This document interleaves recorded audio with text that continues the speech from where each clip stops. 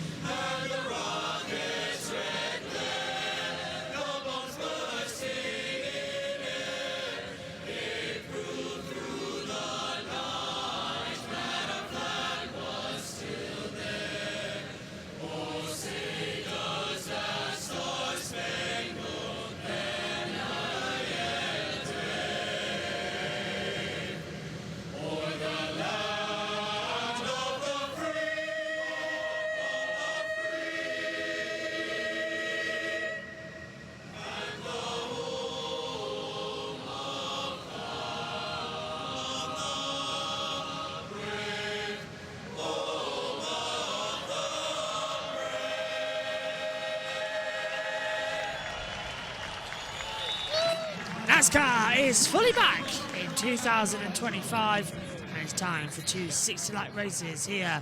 The Duel at Daytona is coming up. Welcome to 2025. So alongside me in the commentary box is JT and Jack as well. Evening JT, evening Jack. Here we go then, time for the Duels, another kick around the globe. And JT, today, we've got two groups, 23 and 24. It's looking very interesting, this group. I'm very excited. Briscoe in this one with Ryan Priest as well, our pole sitter in the group. And what a qualifying we had, first of all, yesterday evening. I haven't even watched it because I was asleep. Yeah, that's how it works. Oh, surprise, surprise. But, yeah, I did actually wake up and I was like, I looked in the voice chat, I was like, no one's there, I'm guessing it's radio, back to sleep. Then I look at the stream, it's like, oh, there's Owens and Birch. I'm like, ah, okay. But yeah, we're here. I woke up an hour and 5 minutes ago, so here we are. And it's time for Duels at Daytona. About the same, isn't it, Jack? What I've done. How are you, Jack? Very good myself. I got back from like a referee meeting a few hours ago, but back here ready for the Daytona Duels. Obviously, Chase Briscoe took the pole yesterday, the first ever Toyota to take pole in the Daytona 500. Not only that, is JGR's second Daytona pole. And remember who won the race last time JGR took a pole? Ooh. Dale Earnhardt. Dale Earnhardt, the number 3 is back. 20 years of trying. And you know who's in their 20th Daytona 500 this year? Oh, go on, give us one. Kyle Busch. Kyle Busch has never won this race. He's tried several times to do so. Maybe he could get lucky here as well. So, what are the Duels and how do they work? Well, the Duels at Daytona is decided really to set the grid from positions 11 down. So we already know who the top 10 are. And we already know who the front row of the grid are. That's going to be pretty simple. Rest is up to play for. And we still have drivers who have to race their way in. One driver who is guaranteed, though, is Helio Castroneves as well, the 4-time Indy 500 champion, now looking to be a Daytona 500 champion. And Jack, starting with you on this one again. A lot of drivers have been a bit controversial with this allowed entry. What's your take? Should we allow Helio in, or does he really have to race his way in?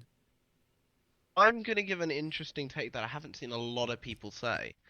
We already have 36 guaranteed entries. What does one more actually make, in my opinion? I'm with That's honestly been my take. We have 36 charters already. What does one additional charter for one race actually make? And realistically, it doesn't impact the rest of the field. So, really, I don't really care. I think, sure, if NASCAR wants to get more drivers in from other sports, I have no problem with it whatsoever. It helps raise the profile of the sport. Not that it really needs to be raced in America. I mean, it's the biggest motorsport in America, so although Formula One's getting close. Whether we'll have Formula One or not, I have no idea. There might be a driver's strike, but we'll see. But yeah. Anyway, I think it's a good idea. I like it, and yeah, we'll see how Elio does. It's going to be very interesting, JT, as well, to get it all lined up right. And now, especially, rain in the air. What's your take on Helio Castroneves? And then I'll lead you into the weather report. It's good to see different drivers getting into NASCAR because, well, it's good to see. That's all I've got on that because, well, it's nice. And you've got our latest weather report because it has been raining. We have had to clear the track up. What's the latest weather app? If I can share my screen if you want me. I've got it on the blog. If you've also got a screen share. Right. Yeah, I've got a screen share. Of course, you've got both. Give me 1 minute because I don't have both. He surprised me, ladies and gentlemen, with this. Now I have both, so it's up to you when we need it. Oh, there you go. So that's the live weather coming in. So there is a rain cell approaching. No, okay. You can see how it's disappeared over the last 10 minutes. The one that was going straight from the circuit over here. Chances of staying green? Vanished. Really high at the moment. If we zoom out, as I just get a klaxon in my heads because there's a severe thunderstorm for Los Angeles. So have fun, guys. Oh. Well, Daytona Beach is where this great sport began as well. Now we're going to see what's going to happen next in this championship. Daytona is awesome. Daytona is Daytona. And fingers crossed it's going to stay well. Let's check in with Mike Joy, Kevin Harvick, Clint Boyer then, and the rest of the Fox team up in the booth here tonight. All right, who do you like in duel number one? Well, I like Briscoe. I like the speed in his car, but I just don't think that's going to happen. I think Briscoe's going to win. Well, you liked the Chiefs last week, so. Can you believe that? I can't believe that. And this is why, because I heard him say, just like Kevin's been preaching, these 10 points. Points are going to mean something. I want the points. Maybe he holds on to it. Yeah, and I hate to agree with you, but I'm going to agree with you on this particular situation. When you have a car that is that fast, if it handles that good, Mike, on a night like this where you have a shorter race, it's cool, it's night, all those things, the speed matters in this car. You want as much speed as you can tolerate and hang on to in the car. All right, let's check with Josh Sims and Jamie Little. All right, we're joined now by Joey Logano, a guy that has won the Daytona 500 here before. Kevin Harvick up in the booth is talking about the fact that he wants to see drivers be aggressive. He says, you got a backup car for a reason. How aggressive are you going to be out here tonight? Is that how he was? I mean, I think he actually was most of the time. But, you know, there's something to race for, right? There's points on the table. You know, I look at this as a stage. It might not be a playoff point, but there's 10 regular season points that could add up to actually be something at the end of the day. So there's plenty of reason to go out there and race. And, yeah, anytime you put a trophy in front of me, that's going to be enough. But the points are a little added bonus. Yeah, Harvick, we've been talking about the points and how as the season goes on, like these 10 points could be make it or break it into the playoffs or through the rounds. What's your approach tonight, though, Joey? We talked about the level of aggression you can have in this race, and you clearly probably want to race this car on Sunday. So how aggressive can you be? To me, it's the same as coming to the end of a stage, right? The intensity will ratchet up as you come down to the end of the race, but it's not an all or nothing. Right, because it's the same thing as doing the Daytona 500, coming down to the end of the first stage or the second stage. You got to finish the race still. Yeah, we still want to get our car to the 500 on Sunday. So, like I said, plenty to race for, but you still got to be smart. You know, you're not going to throw the big haymakers like you typically would when it comes to blocks or big moves. But you're still going to see what your car can do. You're going to be willing to accept pushes and do things. Our duel, whatever you want to call it. I always call them heat races. You can call it whatever you want. We know what technically. But I mean, I feel like our duel is very stacked. There's a lot of really good speedway racers in it, so it'll be a really good race. That's funny. That's exactly what you do. After the duels get produced, you go back and you see who you think's good or not good in yours. And that leads to my next question there. You read my mind a little bit, Jamie. We've been together too long today. But how much is establishing those friends, those guys you can work with on Sunday out there tonight? Yeah, I mean, at this point, we've all worked You don't together. have any friends. I don't know what Josh is talking Drafting about. partners. How Everyone about works that? together because they have selfish motives. That's really what it is. I work together when it helps me. And then that's kind of what the whole field really does, to be honest with you. But, you know, I think it won't be any surprise you see that manufacturers all work together like normal. And at this point, everyone's kind of worked together long enough to kind of know everyone's tendencies and what they typically do. And then you just go out there and duke it out at the end. But, you know, we're going to have to go through a pit cycle, and it depends a little bit on the strategy and those type of things. And so you'll have some allies out there you want to work with for sure. But ultimately, you know, we want to see a blue oval in victory lane at the end. Ultimately, even more so a Penske car. Even more so myself, right? So Selfishly, but that's right? kind of how you do it. And I feel like we got a really good Shell Penzo Mustang that can do it. What about surprises in qualifying? We know the Fords were good. Toyota set on the pole for the first time ever in the Daytona 500. Surprised by anything you saw? Yeah, I mean, I think everyone was a little bit surprised. You know, the Toyotas have been, you know, haven't qualified really well here in the past. They've been really good on other type racetracks, but to see their speed yesterday was definitely surprising. But I still feel like we're going to have the upper hand. Feel good about it. Yeah, I feel good about our cars when we come to these racetracks. Not just our cars, but I think our teamwork, our team. You know, we've raced up front a lot together. Team Penske in particular, and you know, you kind of work out those, you know, what's the right thing to do in this type of scenario, right? And you try to, the more scenarios you live through and go through, you can talk about it afterwards. The next time it happens, you know what to do. That's a big deal. Well, he's got the track record to show the confidence out here. Good luck out there tonight, Joey. Good luck. We'll see how things shake out for you, but for now, let's send it back up to Mike and the boys in the booth. Thank you, Josh. How about Ryan Preece and Josh Berry? They qualified in the top 5 last night, and what do they have to show for it? Nothing, because only the fastest 2 drivers locked into the front row for the Daytona 500. Both of these drivers, though they were fast last night, they are going to have to race tonight to earn their starting position. Well, the good news is it sounds like Joey Logano is pretty confident in those Fords still being the dominant car, and For those two cars, in particular, they though, have speed. They have speed, and they're in new opportunities, and they're excited about that new opportunity. Cars are fast. Preece will start second and Berry third. Toyota on the pole for race number 1, Chase Briscoe. Then those 2 Fords. Then the Chevrolets of the Dillon brothers, driving for different teams, both off the RCR campus. Then Chase Elliott, or Kyle Busch and Chase Elliott behind Zane Smith. A lot of Chevrolets in race number 1, a lot of Fords in race number 2. The Toyotas are pretty equally split between the 2 races.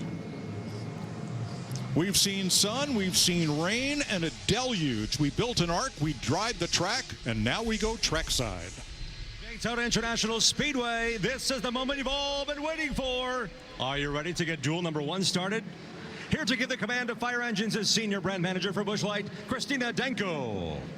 Drivers, start your engines!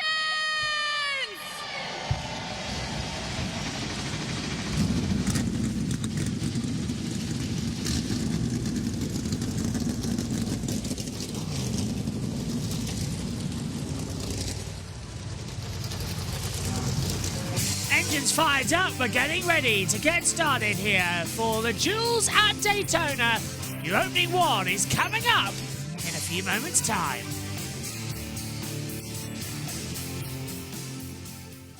So, we've got Fox's TV pictures because I didn't know Premier Sports had it today, had the Duels on. I was assuming that they were just going to pick it up for the Daytona 500. So, we are working on getting TV pictures. Yes, we are, for Sunday, which I am so looking forward to.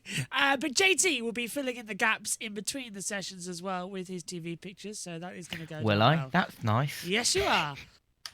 Just a little heads up, but so for that one, yeah. So JT will be filling us in what I miss up here in the comms box. Shouldn't be too much though, because it's only 60 laps. We're only expecting 1 to 2 commercial breaks during that time. It's not going to take that long. It's effectively just a stage in the race as well, and 2 of those coming up tonight.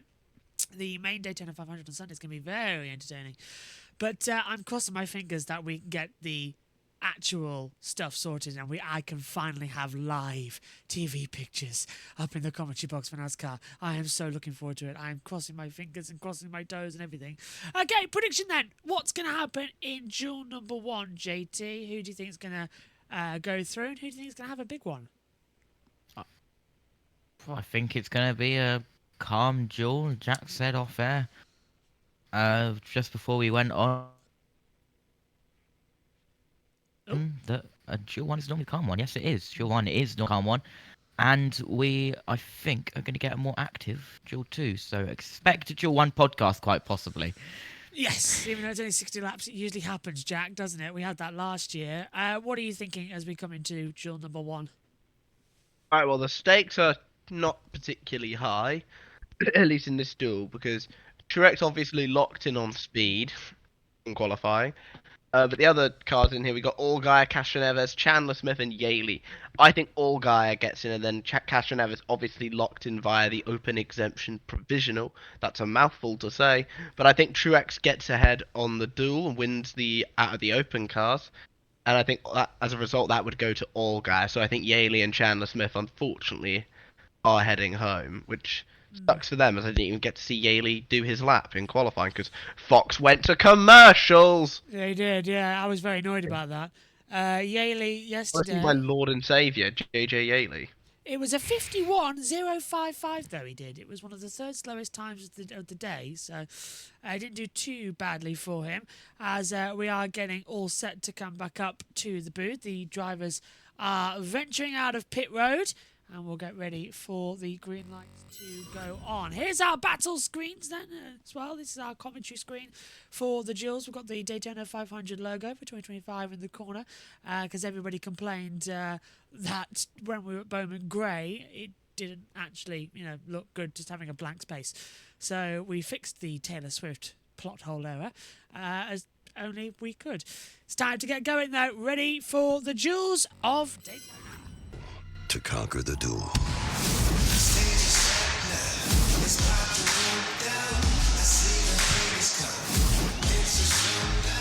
If you want to make it to the big show, you're gonna have to pay the piper.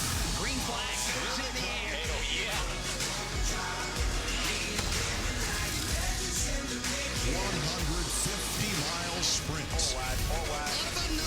Ready? Pressure's on them, boys. Set. Go kick the map. Welcome to the duel at Daytona. There's no place like home. And that's how NASCAR views the Daytona International Speedway. Welcome to the duel at Daytona. 2 races, 60 laps each, 150 miles across it. Duel 1 sets the Daytona 500 inside lane. Duel 2 sets the outside lane. Chase Briscoe is already on pole position, and Austin Cindric will start second in the Daytona 500 as well. Those positions will already be locked in. Drivers are locked in as well. Martin Truex Jr. and Jimmy Johnson qualified their way in with speed yesterday evening. But already drama for the number 9 of Chase Elliott, our Victor at Bowman Grey. Brake duct need changing and some new fuel line going in. So already the brake oil, JT, needs changing, and it's going to cost him. He might not even take the start to this race. And that is a big alarm because, it's dueling still. Yeah, start a couple of laps away still yet, but that's not looking good. Bit of oil going in as well. Officials keeping an eye on it, but the grid is side by side, getting ready to form. Jack, how crucial this is for Chase Elliott if he doesn't get out there for this duel? He's in a Hendrick car. I don't think he'd really care personally. Obviously, starting position is crucial, but Hendrick are one of the top teams here, obviously. So, and realistically, they used to do well in qualifying the last few years. This year in the race, though, last year was the first time Hendrick won a 500 in 10 years. Dale Earnhardt Jr., who actually has a car in this race, was the last one. So realistically, I don't think it'll impact Chase that much. But obviously, the higher starting position is definitely preferable. So the conditions are interesting out here as well as the situation begins to bubble up. The duels at Daytona. This is the first. Did we also just lose Priest down pit road? I think Ryan Priest has just come down pit road. Yes, he has. And that was our second place starter. Chase Briscoe then will line up unexposed on row number 1. Ryan Priest is in pit box as things stand. Row 2 sees Josh Berry alongside Austin Dillon. Row 3 sees Ty Dillon and Zane Smith. Row 4 of the grid, that takes us down with Kyle Busch alongside Chase Elliott. Row 5, well, that's going to go with Michael McDowell, the man who started on the opening row last year. And let's have a word, first of all, with Kyle Busch. Well, you're up, buddy. 3 dual wins under your belt. What's it going to take to get a 4th? These RCR cars are fast, and I also want to know, you've been feeling, it's got it. You've heard it. We've all been talking about it. 20 years of trying. We heard the legendary Mike Joy's voice over the Dale Earnhardt win. That's got to be on your mind, getting this Harley J. Earl trophy in your hands.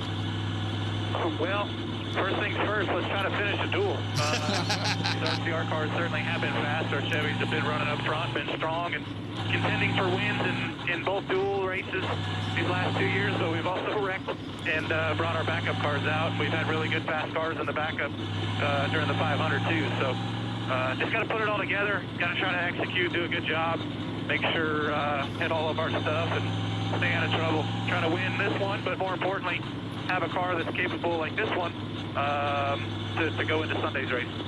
Well, buddy, you're one of the best in the business to do it. I can't wait to watch. Good luck. Right on, thank you. Row 5 sees Michael McDowell alongside AJ Allmendinger. Row 6 on the grid, that takes us as well as Josh Berry comes down pit road. Row 6, William Byron and Martin Truex Jr., who has raced his way in this year, of course, the number 56. Ty Gibbs in the number 54 lines up on row 7 alongside Tyler Reddick. And row 8 of the grid, Bubba Wallace starts in 15th. He's alongside Justin Haley, who starts 16th on outside of row 8. Row 9 sees Justin Allgaier alongside Carson Holzhauer. And the 10th row of the grid, Ross Chastain alongside 4-time Indianapolis 500 champion Helio Castroneves. First of all, Tariq Smith and Dale Earnhardt Jr. Daytona 500, as an owner, would you tell your driver Justin Allgaier before he climbed in? I believe in him, and I believe in the car. We're as prepared as we can be to go out there and do it. And if it's meant to be, it's meant to be. But we can't say that we're not ready, because we are. We should be a lot of fun. I mean, I'm nervous, yeah, but I'm also really having a good time. So this is awesome. I mean, being in the Cup Garage is a dream come true, and hopefully we'll get there one day. But we're loving this. Good luck tonight. Thanks, man. Mike. So, there is one more pace lap to come through. As I said, row 10 sees Ross Chastain alongside Helio Castroneves. Row 11, that takes us to Ricky Stenhouse Jr. alongside Chandler Smith. And row 12, JJ Yellerly down at the back of the field in 23rd. And last place, he'll start on the inside line. So, good news is all cars are out on the circuit and will take the start of this duel, including Ryan Preece and Chase Elliott as well. Helio Castroneves starting 20th at Duel 1, the 4-time Indianapolis 500 champion. And JT, we know what this man can do, but this is literally his 4th time in a Cup car. Yeah, only his 4th time in a Cup car, and guys, I've been distracted. Oh, yes. NASCAR, if you are going to publish a new live timing website, please make sure it works before you publish it. Thank you. Why? Does it? What have they published? The NASCAR.com/live results is different, and it's broken for me. Have a look. Have you not got our login pages like normal? No, I'm trying to get the scanner audio, and the scanner audio bit is broken, but the race bit is fixed. If it helps, NASCAR has also disappeared from me. Okay. They do like making things difficult for us, don't they, as we start off the new year? They have got a new leaderboard. And it's just gone to how to watch for me, JT, as the field comes down pit lane, Michael McDowell backwards. So that is 9 down to 23, 9 to the pit lane. Yeah, not great there, is it? Oh, if you hit the raw feed, you get a timeline.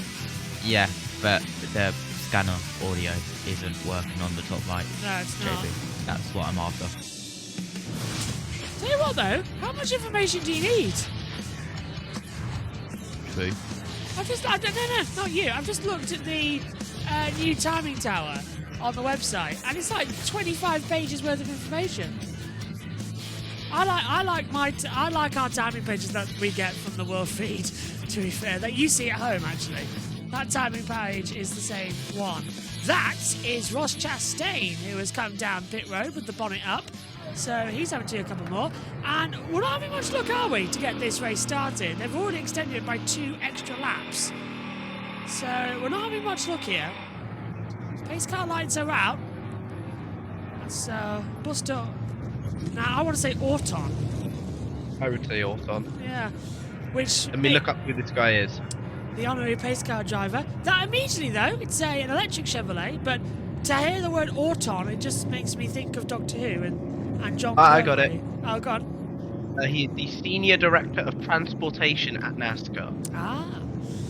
Of course. Found that on his LinkedIn. Yeah. Oh, Jack on the LinkedIn immediately. Of course, yeah. It just makes me think of John Pertwee, who was the third Doctor in the 1970s, shouting at the Brigadier, "The Ortons! Bullets can't stop them!" It's one of the most famous lines of all of Doctor Who. So, anyway. They're lining up, though, ready to come through.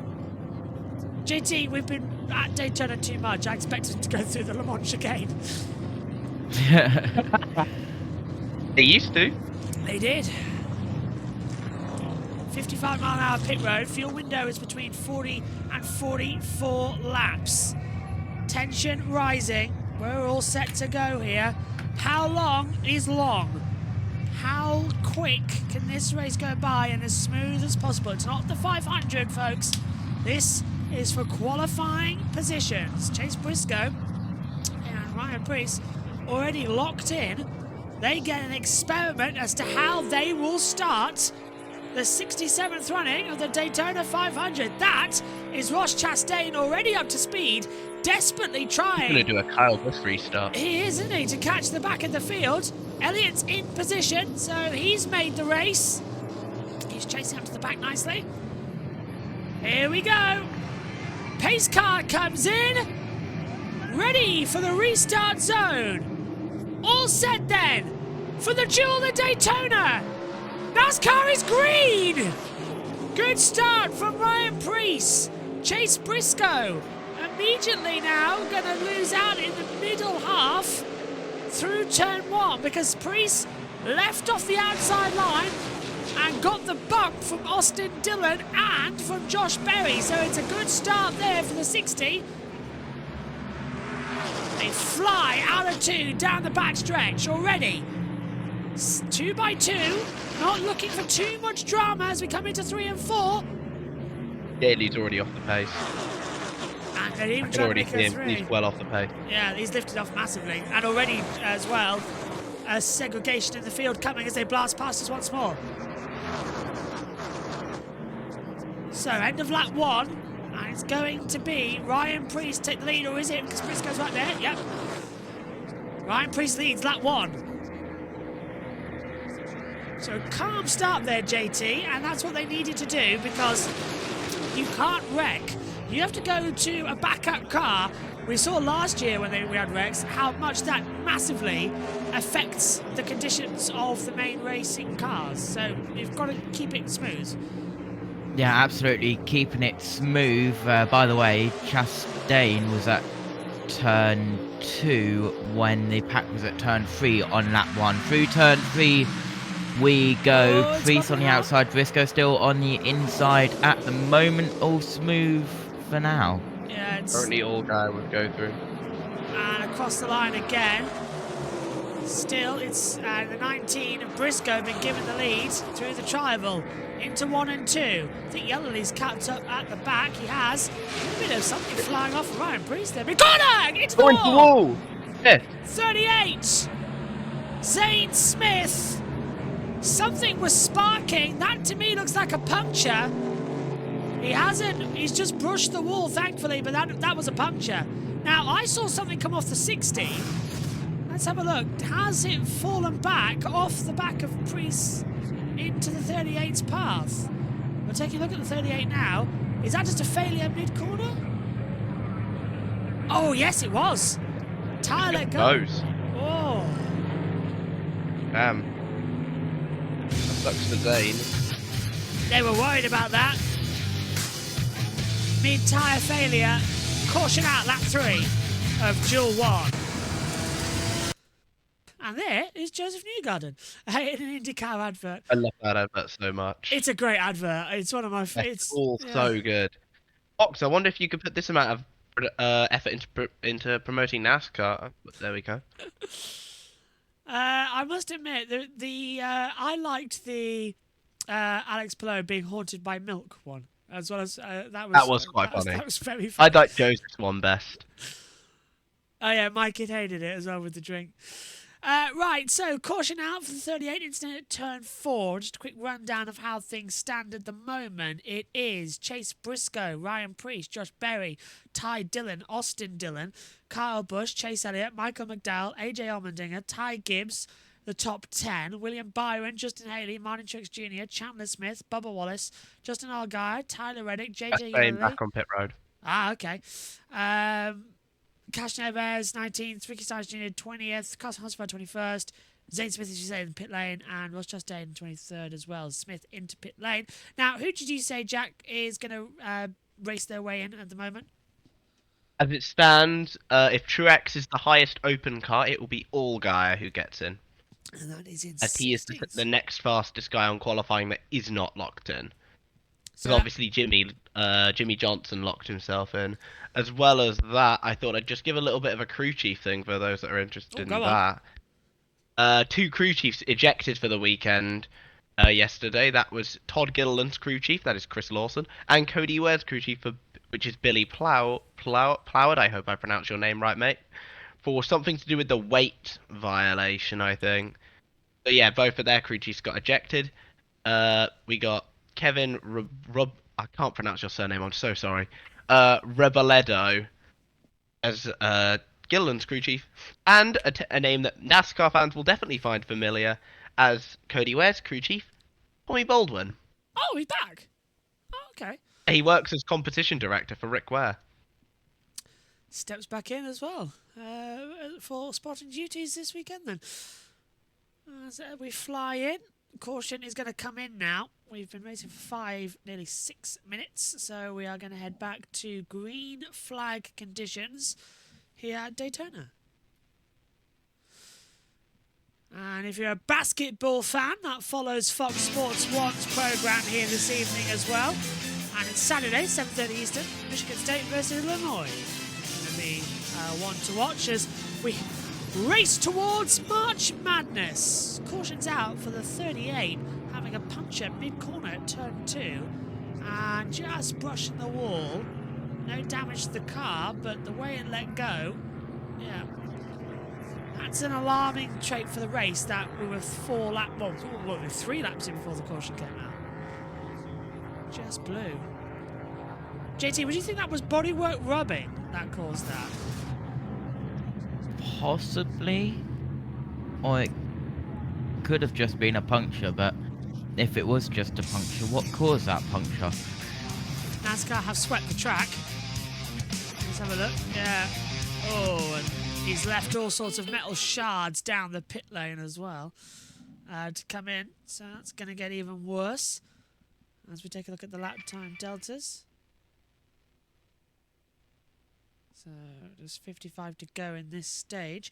I'm loving my new monitor up here in the commentary box this year. It's basically the same. It's the same stuff we had previously, but on a much bigger monitor. So we've gone from having a little 18-inch monitor to about a 32-inch monitor directly below the main 40-inch monitor we commentate on above us. In other words, he gets to see my beautiful face even larger. Yeah, that's definitely a disadvantage. That's not going into it. I kid. Yeah, that's an advantage because I can actually see the co-coms now and all of them when they're in the line. You can also see my owl logo even larger on the screen, which is way better. That is true. To show that, to show what Owl's logo is, I will click him. There you go. On the Discord. You me. It's not even a little owl. It's a burrowing owl. Yeah, you got the little owl right. Out of focus camera that my on the brother international took. feed. But yeah, so I've got a bigger monitor, which means for once, beforehand, if I wanted to see the commentators, I had to go really close to the monitor to see them if they were showing me something. Now I don't have to; I can just glance down easy enough. Cars down pit road, by the way, guys. 4 tyre change on the number 40. So they are going to change tyres. Yeah. Do you want to know who is in front at the current moment? Oh, please. Oh, it's 54. Ty Gibbs. That is a surprise, considering he's come back from the 10th row of the grid. Pato O'Ward is now on the TV screen with his Fox commercial. Goat. Second place again, of course, at the 500. How much more can he take? I reckon O'Ward's going to come in this year with a stronger attitude. It's shaping up to be a fantastic year for IndyCar, and we've got a big season coming for it as well, with all of the sessions live. I can't wait to get going in a couple of weeks. I really can't. IndyCar's... and here we go, cars down pit road now. That's like a 2-minute ago replay, by the way. I was going to say, because they've all come through, yeah. And they're all going through quite quick as now. Yes, anyway, to finish my point on TV pictures, we have this device that you see at home, the laps and rundown. I could never read it before because it was absolutely tiny.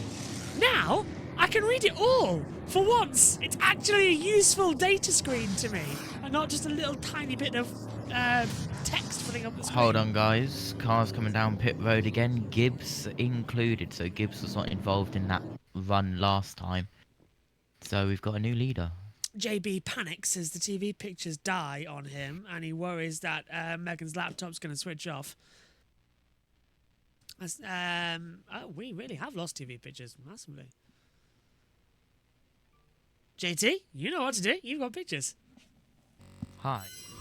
Cars coming back out of pit lane, and that, I think, guys, is the number 40 coming down for the second time down in pit road. I saw in the background. Yes, it is the number 40 of Allgaier.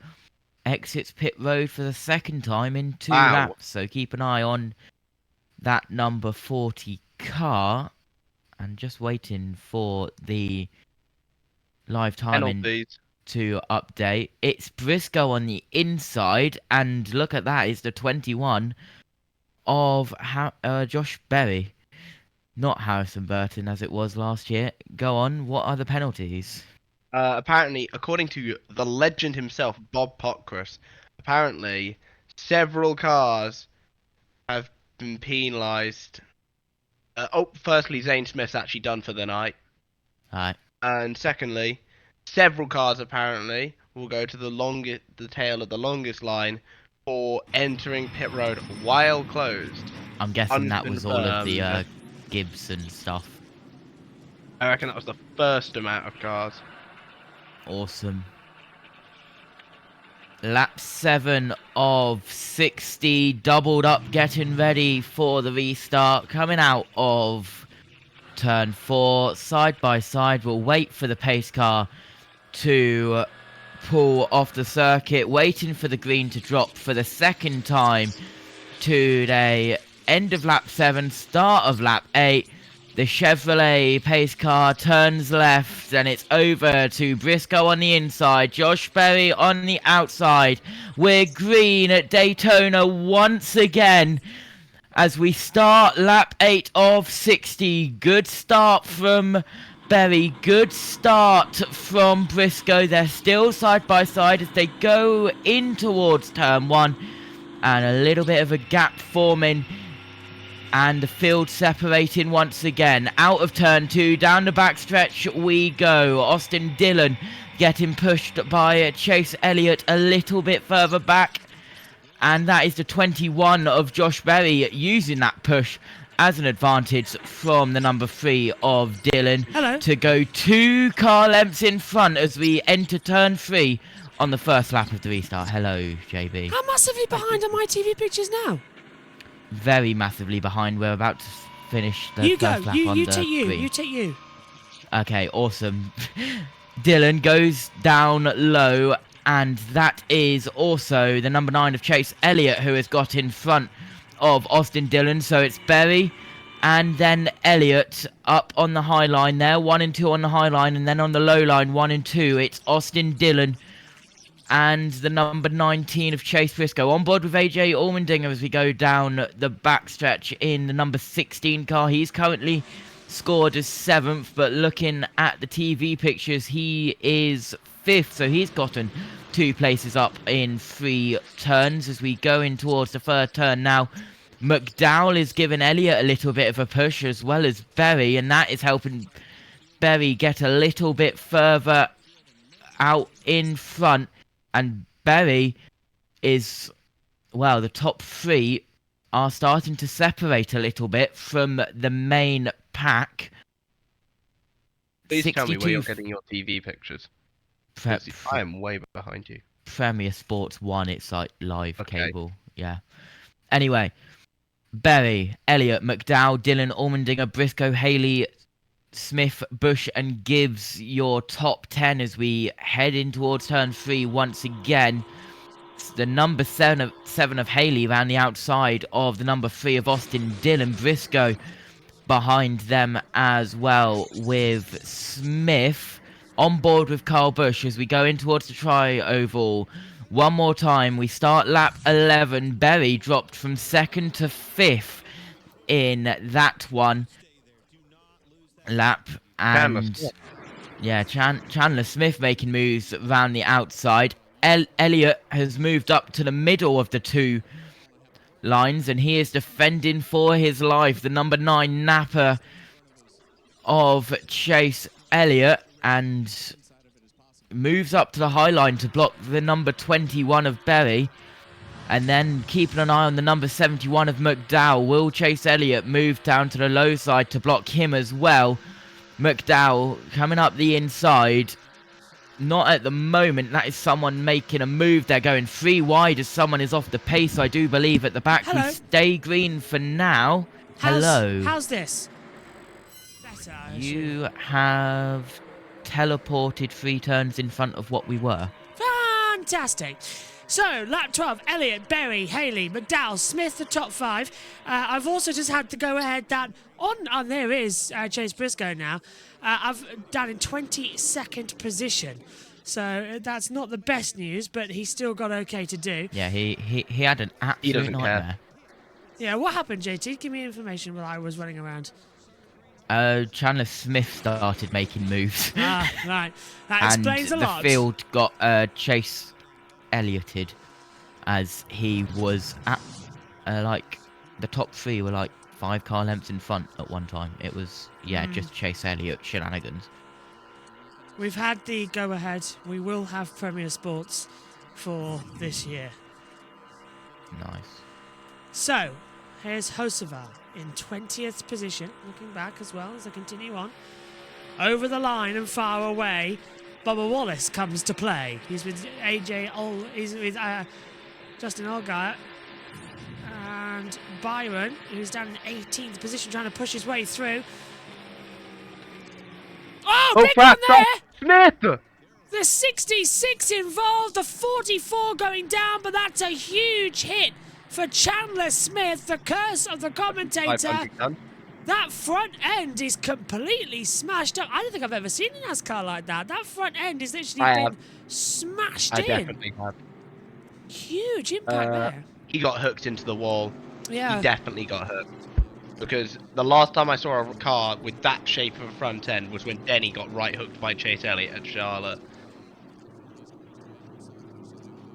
That's horrible. Yeah, and that's his 500 chances done. Oh, and the 91 too! Oh, Elio too! Castro Neves getting in that. He is already inside for the Daytona 500, but Castro Neves is out. And did he cause that crash? He's got damage on the front right side of his Wendy's 92 Trackhouse. 91 Trackhouse, I should say, sorry. Gibbs. I think Gibbs hooked Smith. That's what it looked like to me. Those were the 2 nearest to each other at the time. I think Yaley might have also got caught in that, by the way, as well. In other words, Justin Allgaier's just been given a free pass, basically, into the 500. Very true. So So now the AMR safety crew will make sure everyone's out. And the AMI safety crew telling Helio what to do. Because, of course, it's different to get out of an Indy car. Got a lot of things to shut off. Make sure that no fire extinguisher goes off or anything like that. Right, let's take a look. We've highlighted Chandler Smith's car. Was running 3rd in class. And you see the 54's coming on the outside. It's the 7. This isn't the Rolex, JB. Yeah. What was I saying? Set a third in class. This isn't the Rolex, sorry. JB. third in run as well. But it's the 7 of Justin Haley, as you say, who tags the bottom left of the 66. And, well, to be fair, I'd say that's the 66's fault, wouldn't you? The 91 just got caught up in it, because what was Chandler Smith doing cutting down that far? And where was his spotter telling him that he's got the 7 of Justin Haley right there? I don't think Haley could have done a thing there. Yeah, and unfortunately, Cash Neves, 4 hits to the wall he's had there today. No steering at all. Second caution. Was that on his own? That was on his own, yeah. The steering had broken, so the front wheel was flapping around, and he went over the banking to the flat surface and then shot back up again. So, not the best situation he's suffering from there. So, caution's out, everybody, with 45 to go. MBM too. That'll hurt MBM a lot. They do not have a lot of Gen 7 cars. No, they don't. Still, this actually helps, correct me if I'm wrong, the number 19. Trying to see where he is on our board. Chase Briscoe's back up to 15th place, everybody, in all that ensuing drama.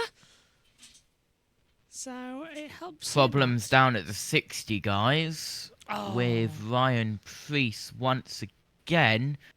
Looking at the front right tyre, hood has just come up and they've got the exact same bottle of oil that they had last time. And fire, big fire down at the number 60. Where are the fire extinguishers, guys? Still not a fire extinguisher. There, bottle of water used. Where are the fire extinguishers, guys? So that's Ryan Preece out of the race then, if by the sounds of it. Second bottle of water being used now.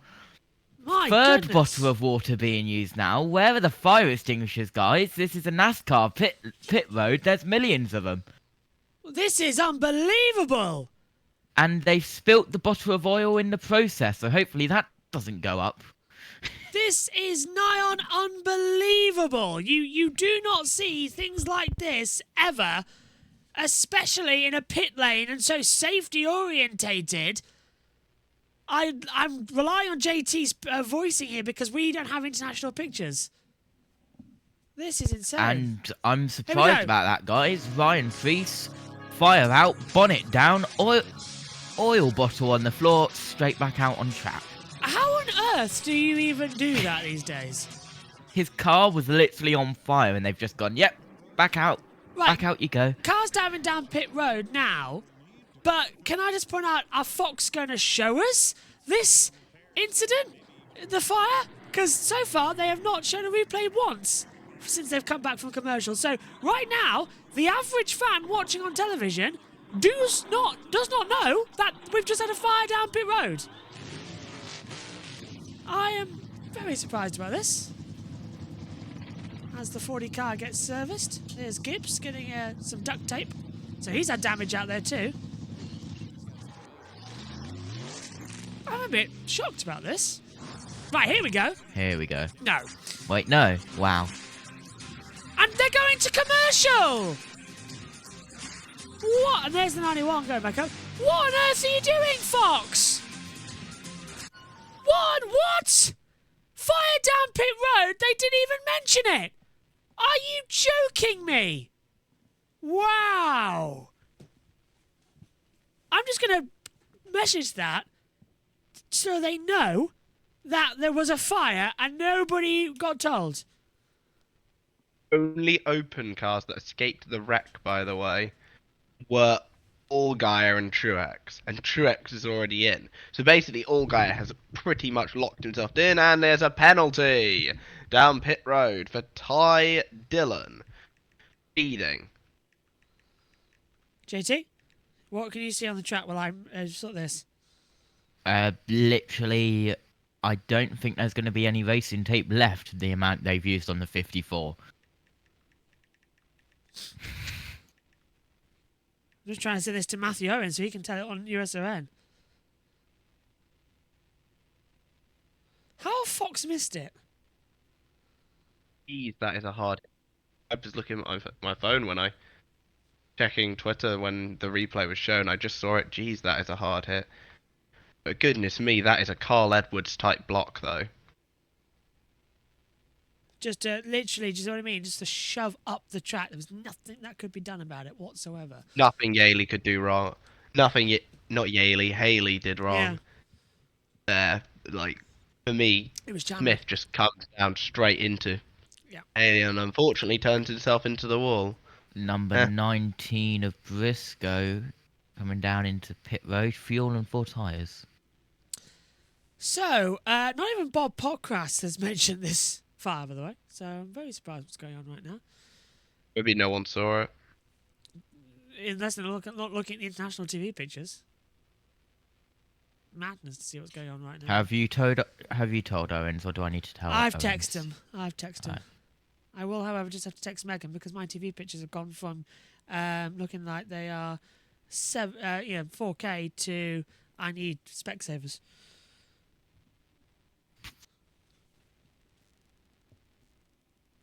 Let me just see how many people have mentioned Ryan Priest fire on Twitter. Anybody? Or are you the only one who found it? That'd be insane. Here we go. The official RFK Racing has tweeted before Fox has said anything about it. Well, breaking news. This is why you watch JB Motorsports, everybody. JT saw it. We brought it to you before even the official broadcasters did. How? I'm sending it in comms chat, and I'll send it to Owens as well. Oh. Okay, Megan makes a good point. There's not actually a stream there to come through. Megan's now doing the mouse around. JT, could you take over while I sort this out? There's not really much to talk about other than cars going round at 55 miles per hour, but sure, why not? Welcome to JBM. As drivers are being told that they can run hard now for the rest of the race, no more fuel saving needed, as we start lap 19 of 60. And with no fuel saving, well, it's going to get a little bit crazy, guys. And look at that moon in the sky. Big moon in the sky tonight. As I believe we are going 2x2. And Bob, no, we're not going 2x2 because we're still jet drying on the circuit. And Bob Pockrass has said, for those wondering, if all open cars crashed and none can drive away from the wreck and complete the lap, it goes back to the order they were in at the finish of the previous lap. Scoring is laps completed in least amount of time. Jack gets dropped on the 54. And has he stalled it? Because he didn't get going. Here's another look at the replay.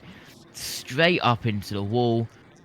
Ooh. And bang, big contact for the 66. That is not a nice wreck, but get your kicks on Route 66. That's going to hurt in the morning. That was his own fault, though. Yes. Unfortunately.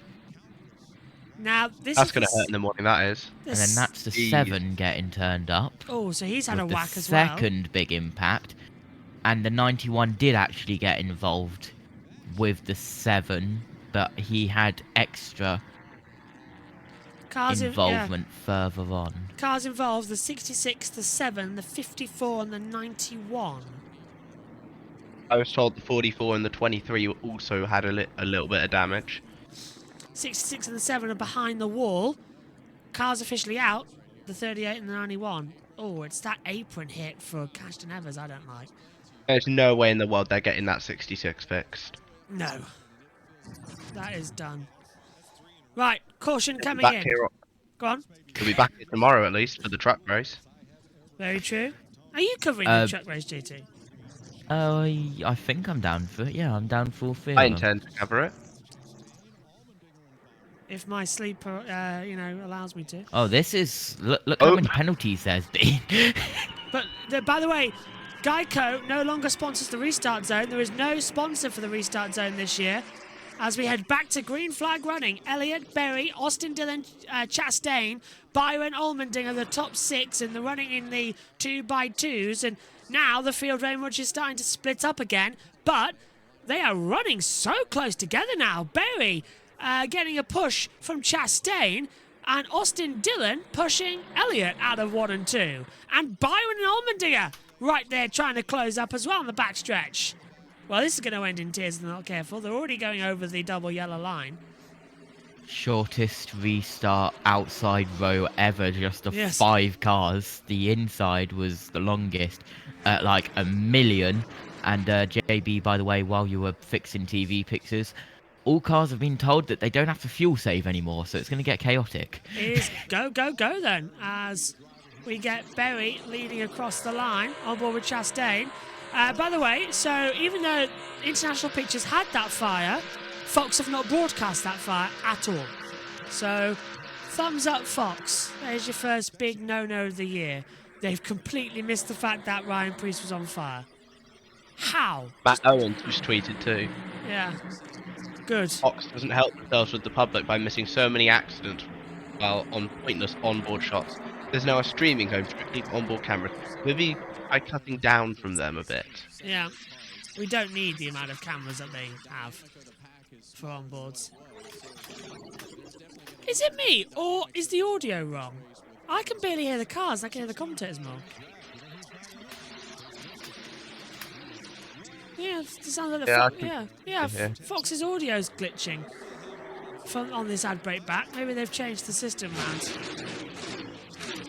So Berry, Chastain, Elliott, Byron, Austin Dillon, Wallace. Oh, now Allmendinger gets ahead of Wallace as they fix it up. Berry turns up to the high line. For McDowell for improper lineup. Oh, so again, that's because he was so far back from that lineup. It was unbelievable. Yeah, Fox have got problems, I've just been told. So Fox have got problems. Apparently, if you're watching stateside, you can confirm it to us, but you're not getting audio out of one of your TV sounds. So Fox have got big issues right now, as we're on board with Bubba Wallace. Not the only issues they have. Yeah. Blindness seems to be. Stevie Wonder could Also, produce a better show. The restart zone, by the way, can we sponsor the restart zone? We get the JBMotorsports restart zone. I like it. The action zone, let's call it that. Yeah, call us up, alright? I'm down for that. Geico no longer sponsor it, and they haven't picked up an official sponsor for this year. It's just the restart zone. Credit One Bank, I believe, is still sponsoring the white flag. However, we'll find that out soon, because we didn't have that back at Bowman Gray. Lot of sponsors lost recently. On board with Chastain. Look behind to Berry. And Austin Dillon's been left. He's on the inside line. He's got absolutely no one to draft with, and he's not getting a push. But at the same time, the 21 goes up high to make it a 3-car lane. He's on the dust. He's on the high line. As Brighton go into the wall, and he is sunk like a stone. Unfortunately for Berry, as the 70. Yeah, that's the. Which one is that coming down the road? 71. McDowell, yeah.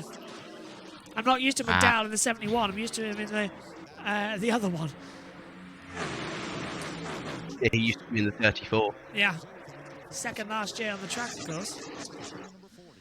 And pole position in Atlanta. I just got absolutely deafened in my ears by klaxon. So, let's take a look at a replay, and this is what happened. Oh, debris! Ow.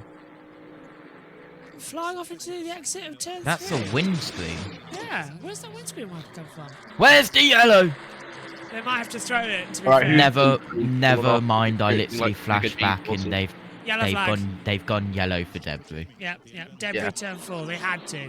They've let it continue until now. Let's go from Chase. It's going to get for practice for Sunday. First off, big hit.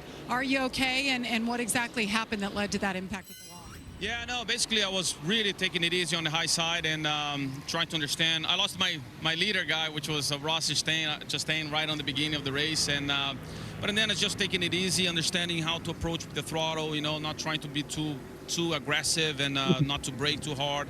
It's kind of like interesting. It was a lot of fun. I was having a great time.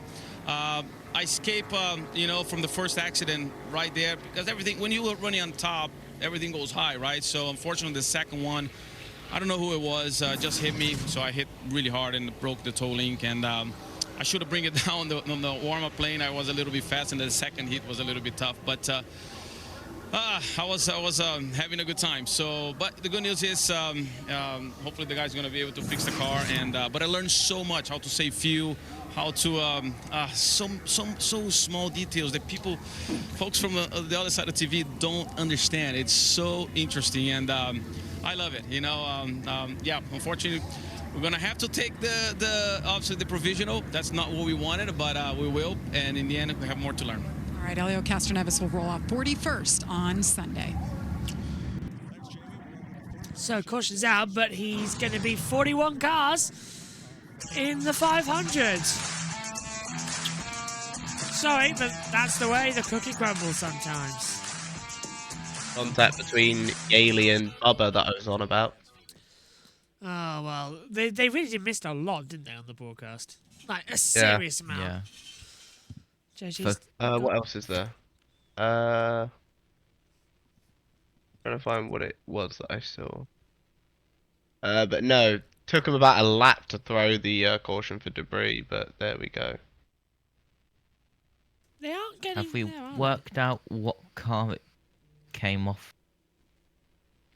Oh, and I've just realised as by saying it, with the 91 having to race on the provisional entry, that means that team now no longer get their money because they're here on automatic entry. So that Project 91 car is running at a loss and the team don't get paid.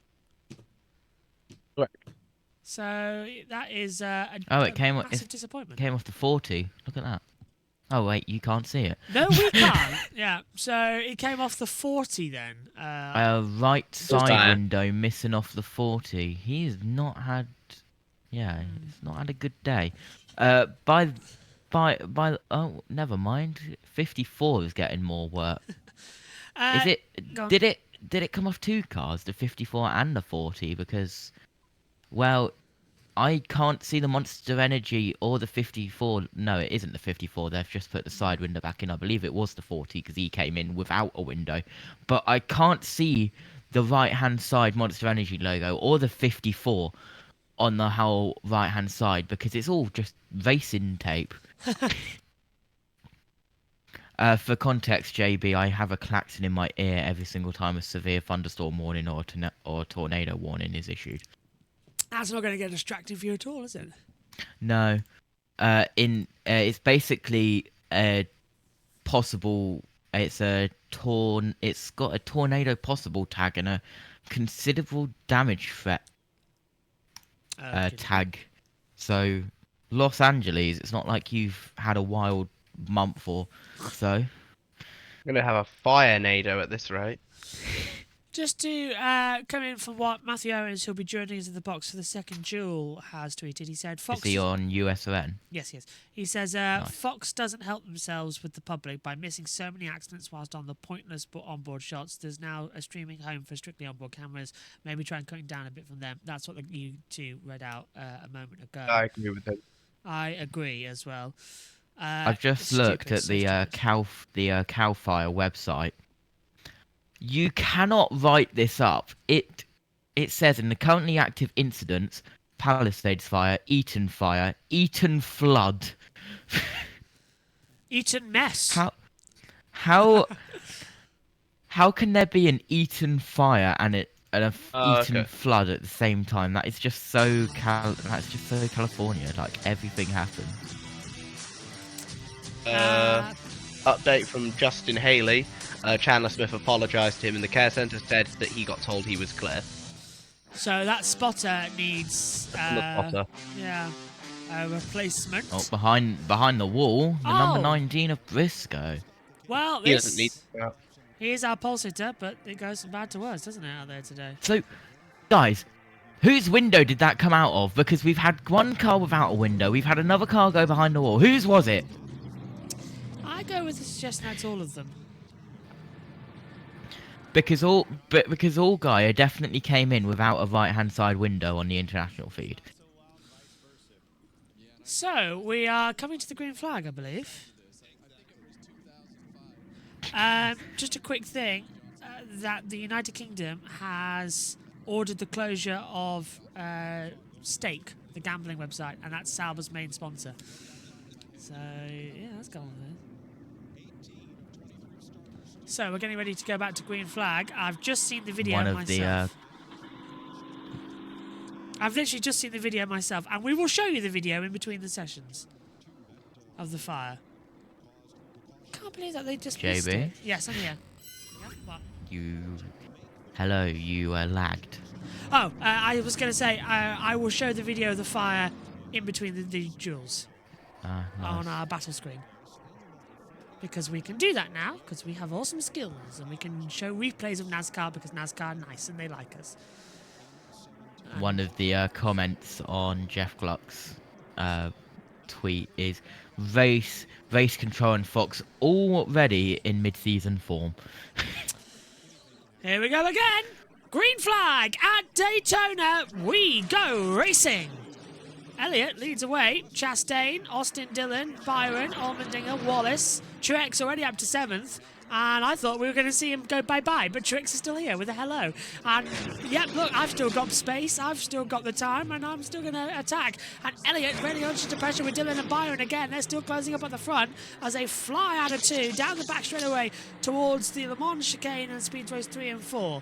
So, Chastain leads this race after starting towards the back. So, prove anything's possible, but so's Byron. Last year's winner here at the 500, looking very strong. And now, here comes Bubba Wallace in the McDonald's. 23 liveried as well with 2311. Can they race any way through as Chastain blocks Byron? And now that opens the door as Wallace gets a push across the line. But coming up now on the inside is Chase Elliott. What a great couple of laps we're having here. Great practice for Sunday. It's going to be turned up to 11. Gotta love Fox on a fan shot and then immediately cutting straight to the green flag, already out, and the car's going underneath the stand. He was so good at Bowman Gray. What happened? I was praising Fox at Bowman Gray, and now we've come to Daytona, and it's pretty much business usual. I have an update for those people with the attention span of a goldfish. TikTok is set to return the App Store in the US this evening. You saw that as well, did you? Yes. Death Eggert retweeted it, so. Chase Briscoe with the pole car. I'm ahead out. Something came off of Byron's floor there. He was running up high, and now he's lost a little bit of time, and he's got Wallace right up behind him. Look at the pace the one car's got, even without a bump draft. He was keeping close. Now he's going to back up, and Bubba Wallace takes second with Byron ahead of him. But they nearly tip each other, my goodness. Yeah. NASCAR chasm. Chase Briscoe, the dude at the house party who Irish goodbyes after hearing the cops are coming. I take it to jump out the window? That'd be me too. If I ever went to parties. Bubba Wallace takes the lead of duel number 1 with a comfortable margin. I need to get the USAC Winter Dirt games up because the only thing I'm seeing on my Twitter timeline is red flags, someone flipped. Red flags, someone flipped. I'm like, dirt racing fun. Oh, look at this! Ryan Preece, He was on fire, and now he's literally on fire. He's flying back up into second position, right up behind Bubba Wallace through 3 and 4. He's going to try and give him a bit of a bump draft. He's got Reddick just behind him. Byron on the inside low line has taken second place, and now we're running 2x2 and pack racing. Halfway gone in Duel 1. Yeah, Priest was only at New Smyrna earlier today. I probably butchered the pronunciation of the track. A few days ago, he was racing there in the modified division. Did he win? No, Patrick Emmerling has been dominating that series. But no, that's where Priest was a few days ago, and literally the very next day after he did the modified race, travelled straight to Daytona to start qualifying. So 2 very different tracks and 2 very different cars for Priest. And I think we might be about to get another wreck. Yeah, because Chastain's pushing Byron, but Bubba Wallace out of turn 2 came down low, probably got told that Byron was very much there and had to drift back up. They nearly took each other out in the entire field. The way this is going, though, they are going to tip. Chastain nearly touches the back of Bubba Wallace, and they jet ever so close. It's cigarette papers between them, and now Bubba getting a bump as well from Ryan Priest, who goes wide, and now into the lead with clear air is William Byron. Bubba's coming from the back, though. He's got the toe from Priest. Chastain now catches up finally. Bit too late. Bubba's going to take it through 3 and 4. Super close! Bubba is giving them the touched! Oh my goodness me! Bubba Wallace, mid-corner at turn 3, touches his inside front right wheel to the rear left wheel of Byron, and they don't go around. Chastain now pushing Byron, coming through into the tri-oval. Underneath the flag stand, Byron leads by 0.06 of a second to Wallace at the end of lap 34. Whew! How are we only halfway through, guys? 3 cautions. Everyone decided to drive like morons, that's why. Yeah, the window for the second duel is meant to start in 16 minutes, by the way. Yeah, we're not going to be done at 3, are we? No. I have a football tournament at school this afternoon. I'm going to be dead for that. I've got a race to cover today with Formula E. Oh, have fun. I need to talk to you about how we're doing ARCA, because apparently I'm streaming that. There's no timings for ARCA. Is there not? No. Ah. It's not on. The only stuff that we've got from NASCAR is Trucks, Xfinity, and Cup. There's no ARCA. I imagine timings. ARCA's going to be on FS1 or something. Yeah. So. Does that mean is Matthew Owens doing ARCA? I do not know. If he does, you can let him know. Can Bubba we getting take over USON? You could actually take over. Yeah, go take over USON. That might be fun. USON. I've got a football game that day, so I might be a little bit late to the booth if I'm covering that. I know something about USON, I can't say, but I'm very excited for when we were talking pre-season, myself and Matthew, about content plans for 2026. Woo! Okay, yeah. It's gonna be good. If this is what you've told me, yeah, yes. It's gonna be good. Yeah. Means as well that we're easily done as well. All we have to do now is click a button. So it's going to make it easier for us. So much easier. But it's going to make it harder for Matthew, because it's very funny when I'm having to help Matthew with that stuff. Yeah. I am, however, making him like preset things so he doesn't have, so he can literally just like drop in and it's all there. Average speed, by the way, across the whole field, 191.432. This is insanely good pace, and even though there's a lot of bumping and drafting out there right now, they're all sort of just keeping it together. They know that they're good on fuel, they know that they're good on tyres, they know that really it's just a race to the end now with 22 laps to go. Allgaier currently the car that's going to go through. Who is? Allgaier currently. Yaley is 2 places behind that. He's actually directly behind him, actually. But he's 2 mile an hour slow. Oh, and Allgaier's passed Austin Dillon. So, and now it's changed over. So yeah, they are so close together. Stanhouse just done a fast lap of the race, by the way. A 46.227. So he's got our fastest run of the day. In terms of the open teams, Truex Well, Chandler Smith's out. Hello, Cashnevers has automatically gone through. Trix raced his way in, so it's very much in the other two, as we've mentioned. Field getting a bit spread out towards the back now. It's amazing that it's still a 23-car field, but it doesn't feel it, if you know what I mean. It's so small compared to what we're going to have on Sunday. Realistically, it's an 18-car field now. But Yes, that's true. Yeah, we've lost Briscoe. Well, who have we actually lost? Both Smiths. Both Smiths. We've lost Haley, Castroneves, and of course Briscoe, Yeah, because he he's started and parked it. As I Yeah. call it. BTW on our monitor, but that will soon move over to the outboard. As you can see on your stats screen, who's out and who's on the lead lap. Ryan Priest classified as the leader that last lap time by as well.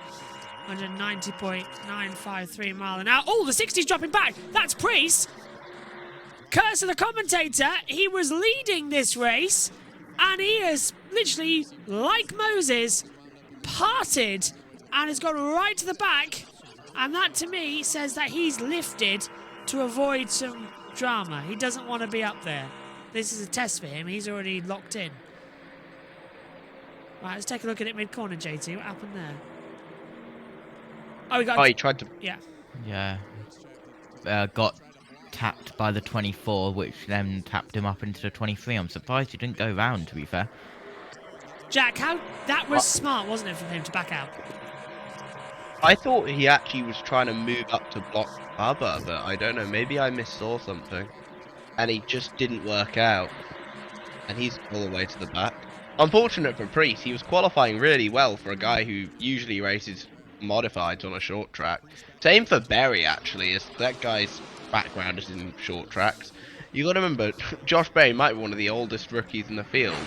Last year, he was 34 when he made his rookie season, compared to the actual Rookie of the Year winner, Carson Hocevar, who is currently 22.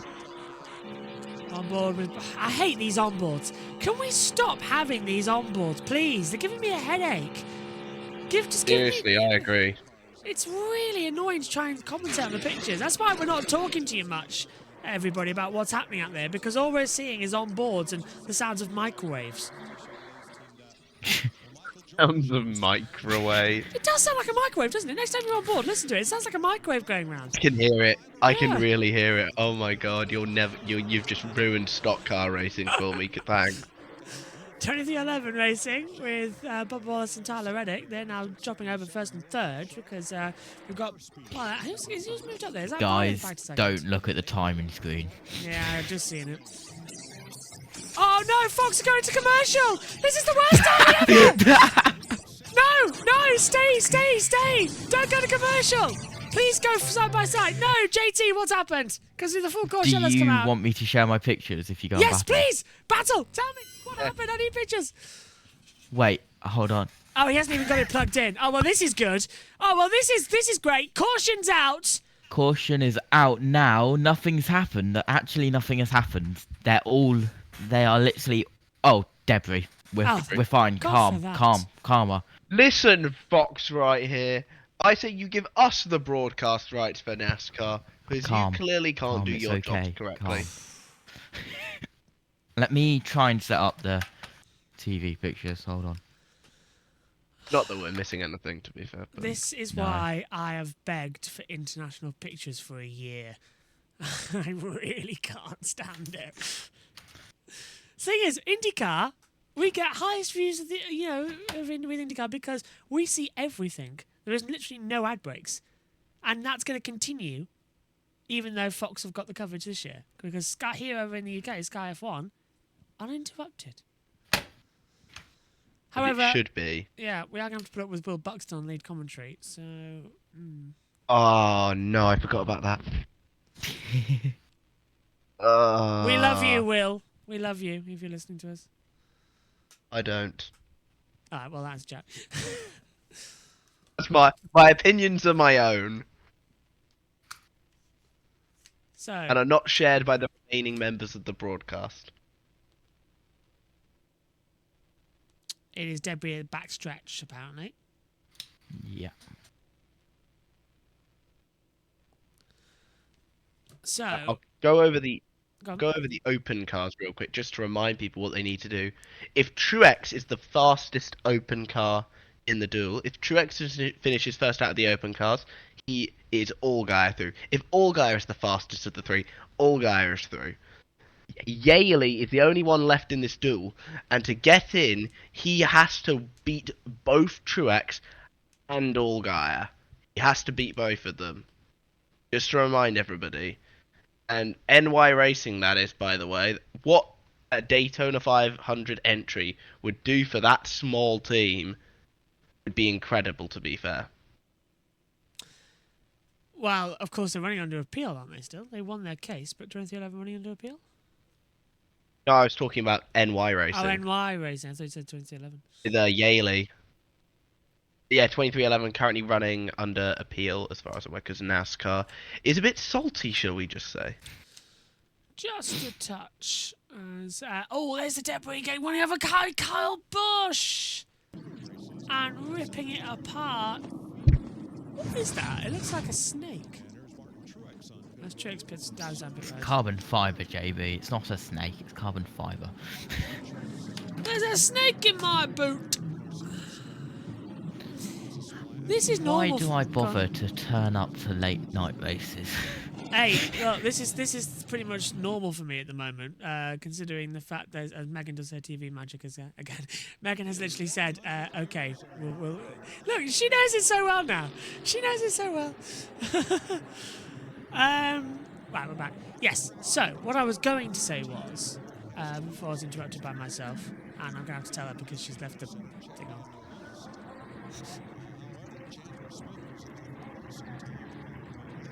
Just as you compliment her. Yeah, she's done something, Megan, at least. She's left the mouse on the bottom, so it takes it at the bottom of the screen. However, we are using Megan's old laptop, so we thought, oh yay, we don't have to do that this year. JB. But, yeah, go on. Can you disappear to battle screen? So We're on battle screen already. See if it... Oh, okay. Does that work? No, it does not. No. Okay, hold on.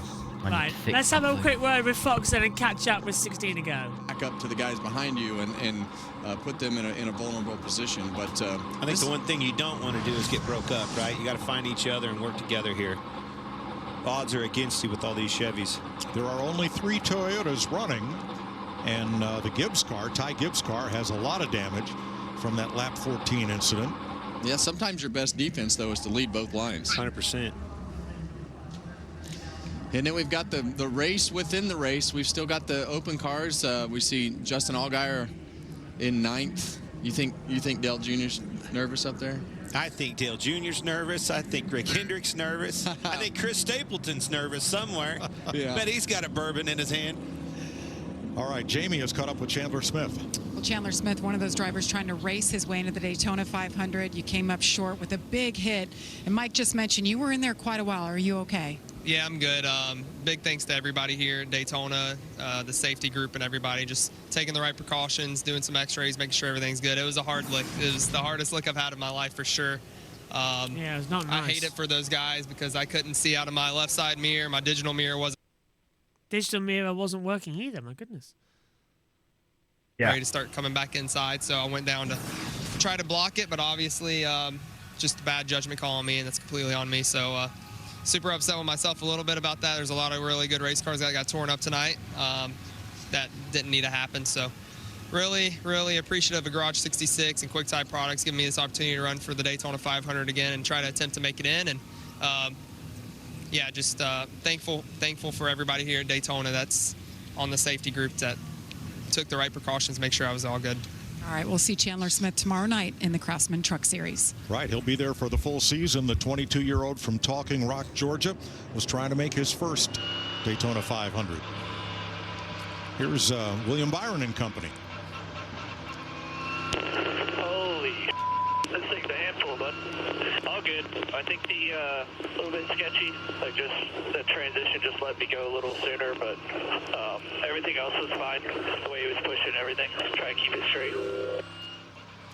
Yeah, and that's that balance that we talk about, Clint, before the race. You want your car to be as fast as it can go, and you still drive it. And Williams, sounds like he's on the verge. He's on the verge of being uncomfortable, but well, who isn't on the verge of being uncomfortable? It's 1:30 in the morning here in the UK, and we're still got this.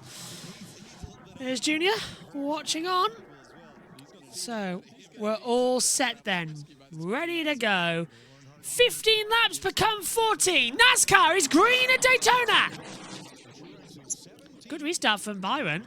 And it's Wallace and Byron again, the 23 and the 24, just going together. Nice low line through 1 and 2. The good thing here is, Jack, is that now it's just flat out to the end, and this is where we're going to see the real chaos happen. Oh, yeah. I want a question to everyone in this booth and to everyone in the chat. Who are you rooting for out of the open cars here? Ooh. Allgaier or Yaley? I like Allgaier. I do. He had a good quality. I like it. The 40 car's looking decent. I'm sorry, but I'm rooting. Yeah, sorry, right. guys, but I'm rooting for Yaley. I am sorry. I love Yaley too much. I seem to remember that last year. He barely missed out last year. Everyone in the chat's now probably going to hate me. But I'm sorry. Yaley barely missed out. Got passed on the last corner by Jimmy Johnson last year. Oh, and there goes our TV pictures again. We're back. Byron and Wallace still battling together by 1,000th of a second. As more bumping and running, as well as we've got Reddick in there. Allmendinger now inside the top 10. Bubba might just win this. Imagine if Bubba wins and it's not, more.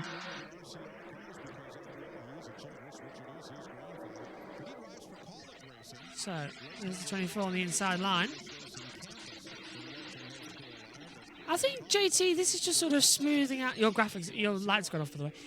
Smoothing it all out to the end. 3 wide, 4 wide further back. With Yelly and Allgaier. They're battling out, 11th and 12th. With...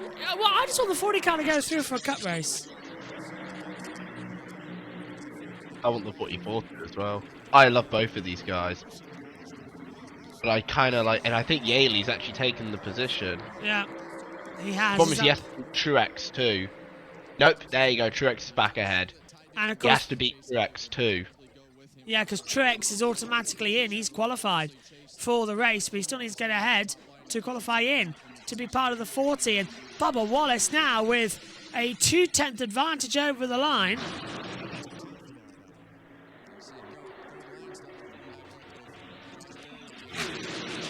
Nice and smooth as the racing continues on then here. 11 to go at Daytona. Wallace, Reddick, Dillon, Elliott, Byron, Bush, Chastain, Allmendinger, Austin Dillon, Priest, Gibbs. Ties up to second. Reddick's in there too. Bubba's got an open path right now. Then again, he had that last year and crashed in the same Duels. I would hope that Reddick is going to actually help his teammate because these two are teammates, obviously. But obviously, I think Reddick's going to probably try and help Bubba because Reddick's not as good on plate tracks as Bubba is, in my opinion. Bubba led a number of laps here last year. Oh my God, Ty Dillon's leading.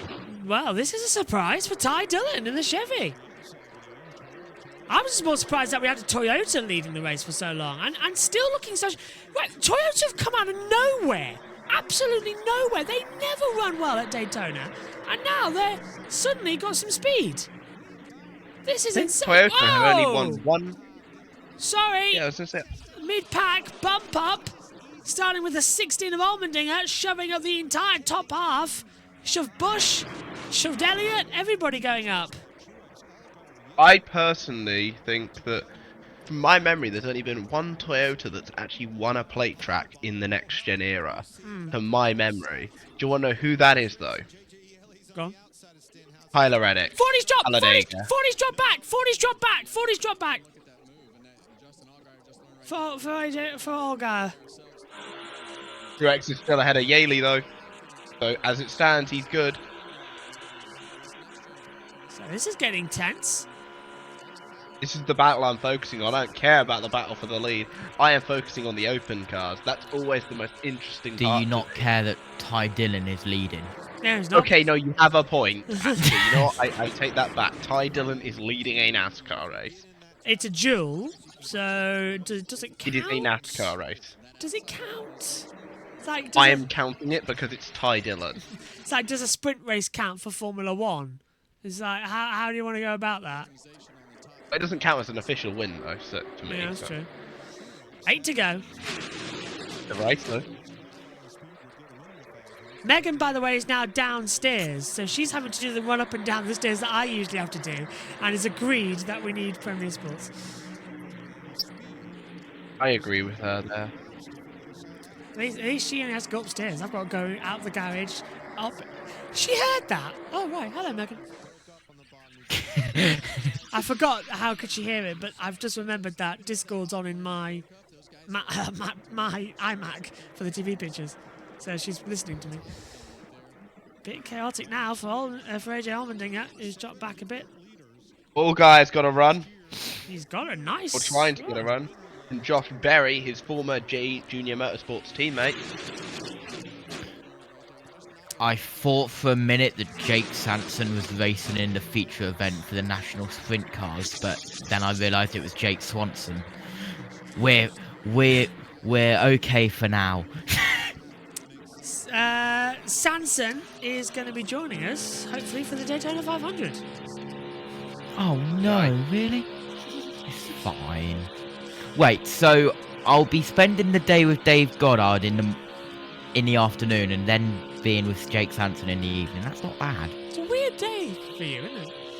Yeah. For context, me and Dave Goddard are at the same banger meeting on Sunday, and he's invited me to the comms box. JT getting to commentary for even we do this show. Look at the 23 still going side by side.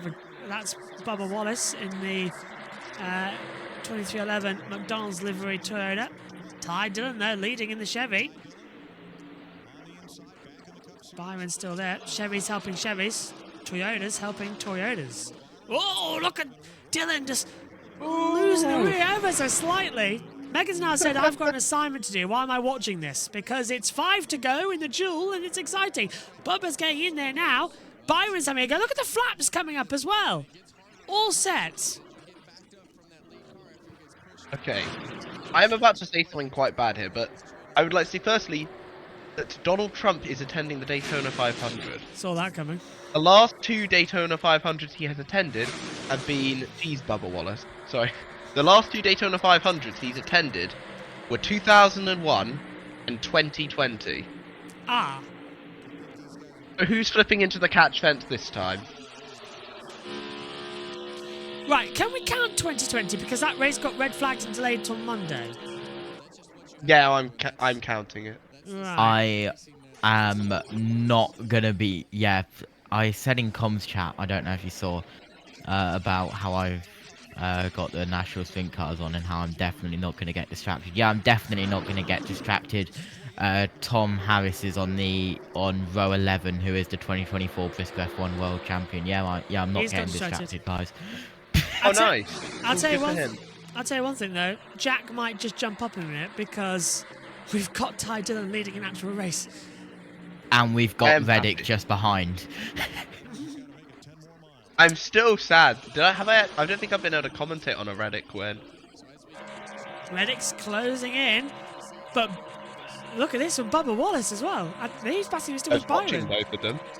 I was watching both of those wins, like the Homestead. There was Homestead, and then there was also Talladega. That Homestead pass, I am going to continue to go on about the entire season. By the way.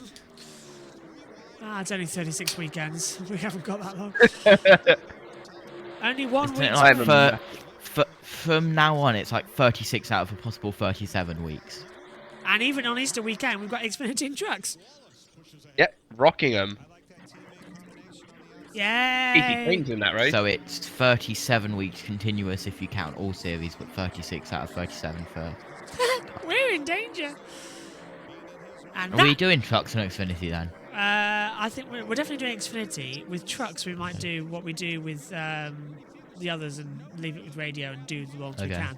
Nice. Truex do select races. That's the one. Truex is in there as well, by the way. And now with 2 to go, Wallace is coming in. And Megan, if you're still listening, 37 weeks in a row. That's why we need Premier Sports, because I'm not running up and down those stairs. Kate Bush. Just you will need the Premier Sports app, because Xfinity and trucks are only on the app, they're not on TV. I'll be fine. We have Yaley's not got a pusher. Yaley's not got a pusher. No, he hasn't. Dylan doesn't either. Wallace takes it, and Reddick goes Watch for the second. 16 round the outside, JB. Yeah, AJ Allmendinger's really going to start now. Look, he's going to get a push on the 40. White flag in the air. Ready, and here comes the 3x3s at Daytona. White flag.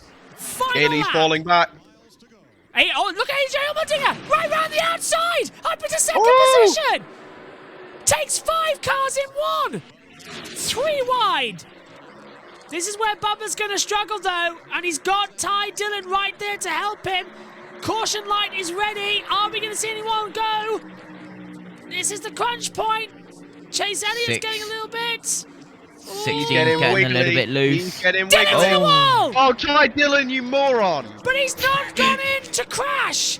He's still in contention somehow. Reddick still there. Byron taking second. It's going to be Bubba Wallace, who is going to take a checkered flag. Are we going to have a crash at the line? Bubba Wallace wins a duel at Daytona. Byron, Ty Dillon, Chastain, Reddick, Allmendinger, Austin Dillon, Elliott. Allgaier gets through in 9th. Allgaier got it. He's through.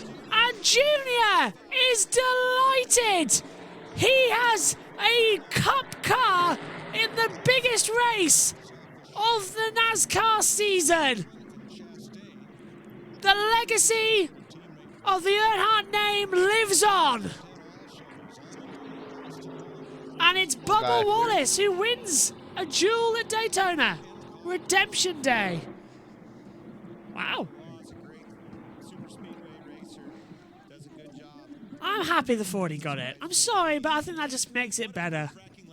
It had to happen. Yeah, had to happen. I just like Yaley more, sorry. Duel 1 winner. Like So that's Bubba starting 3rd on the grid. You gonna get some donuts? Should be.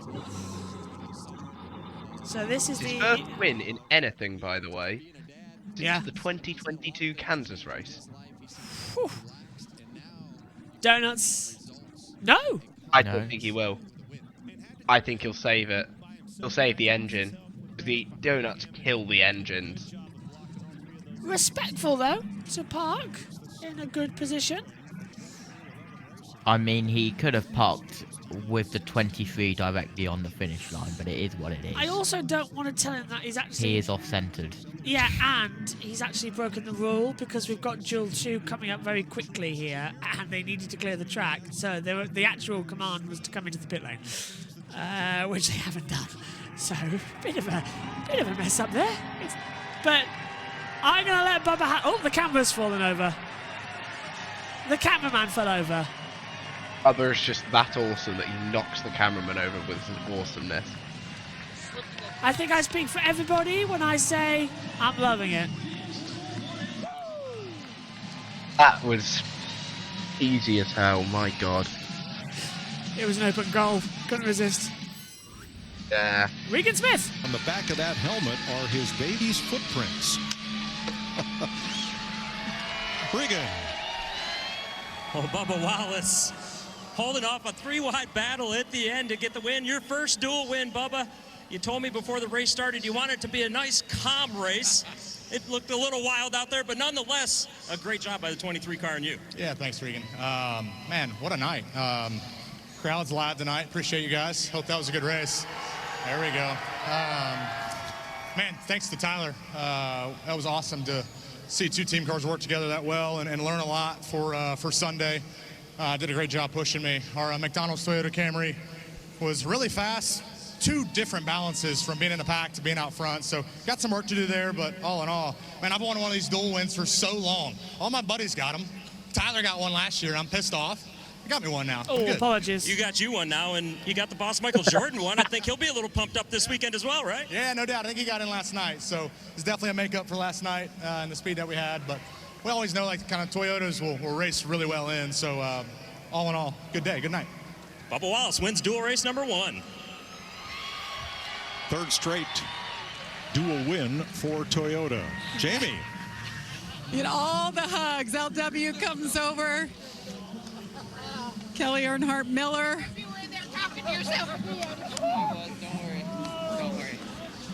So much emotion right here. Justin, I heard you on the radio. You have tears in your eyes right now. Take me through that race and what you were thinking and feeling to the very end.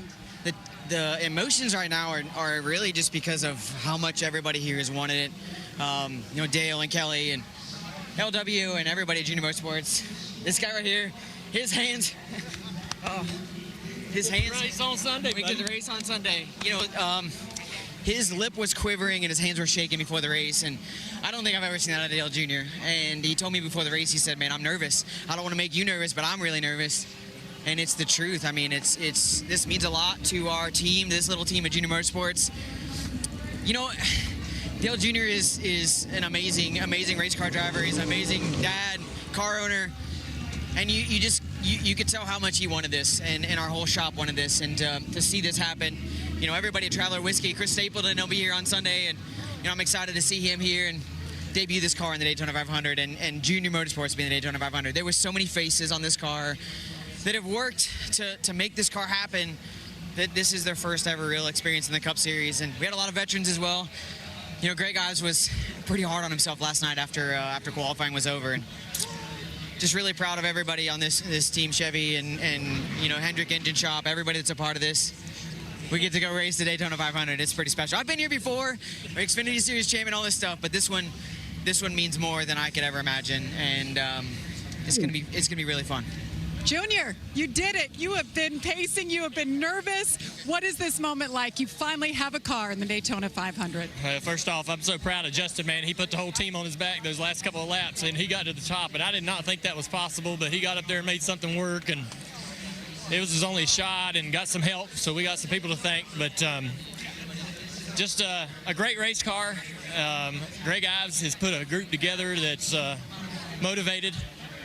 Some special people on this team that I've worked with all the way back to 1998. But I'm going to tell you, man, this sport's amazing. Everything about it.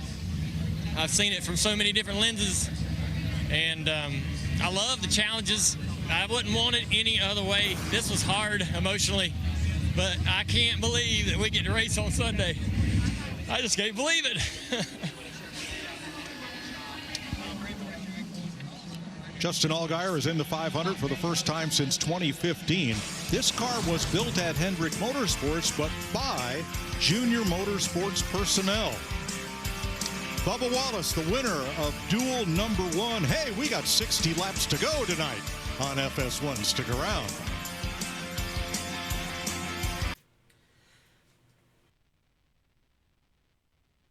Help if I picked up the right microphone there.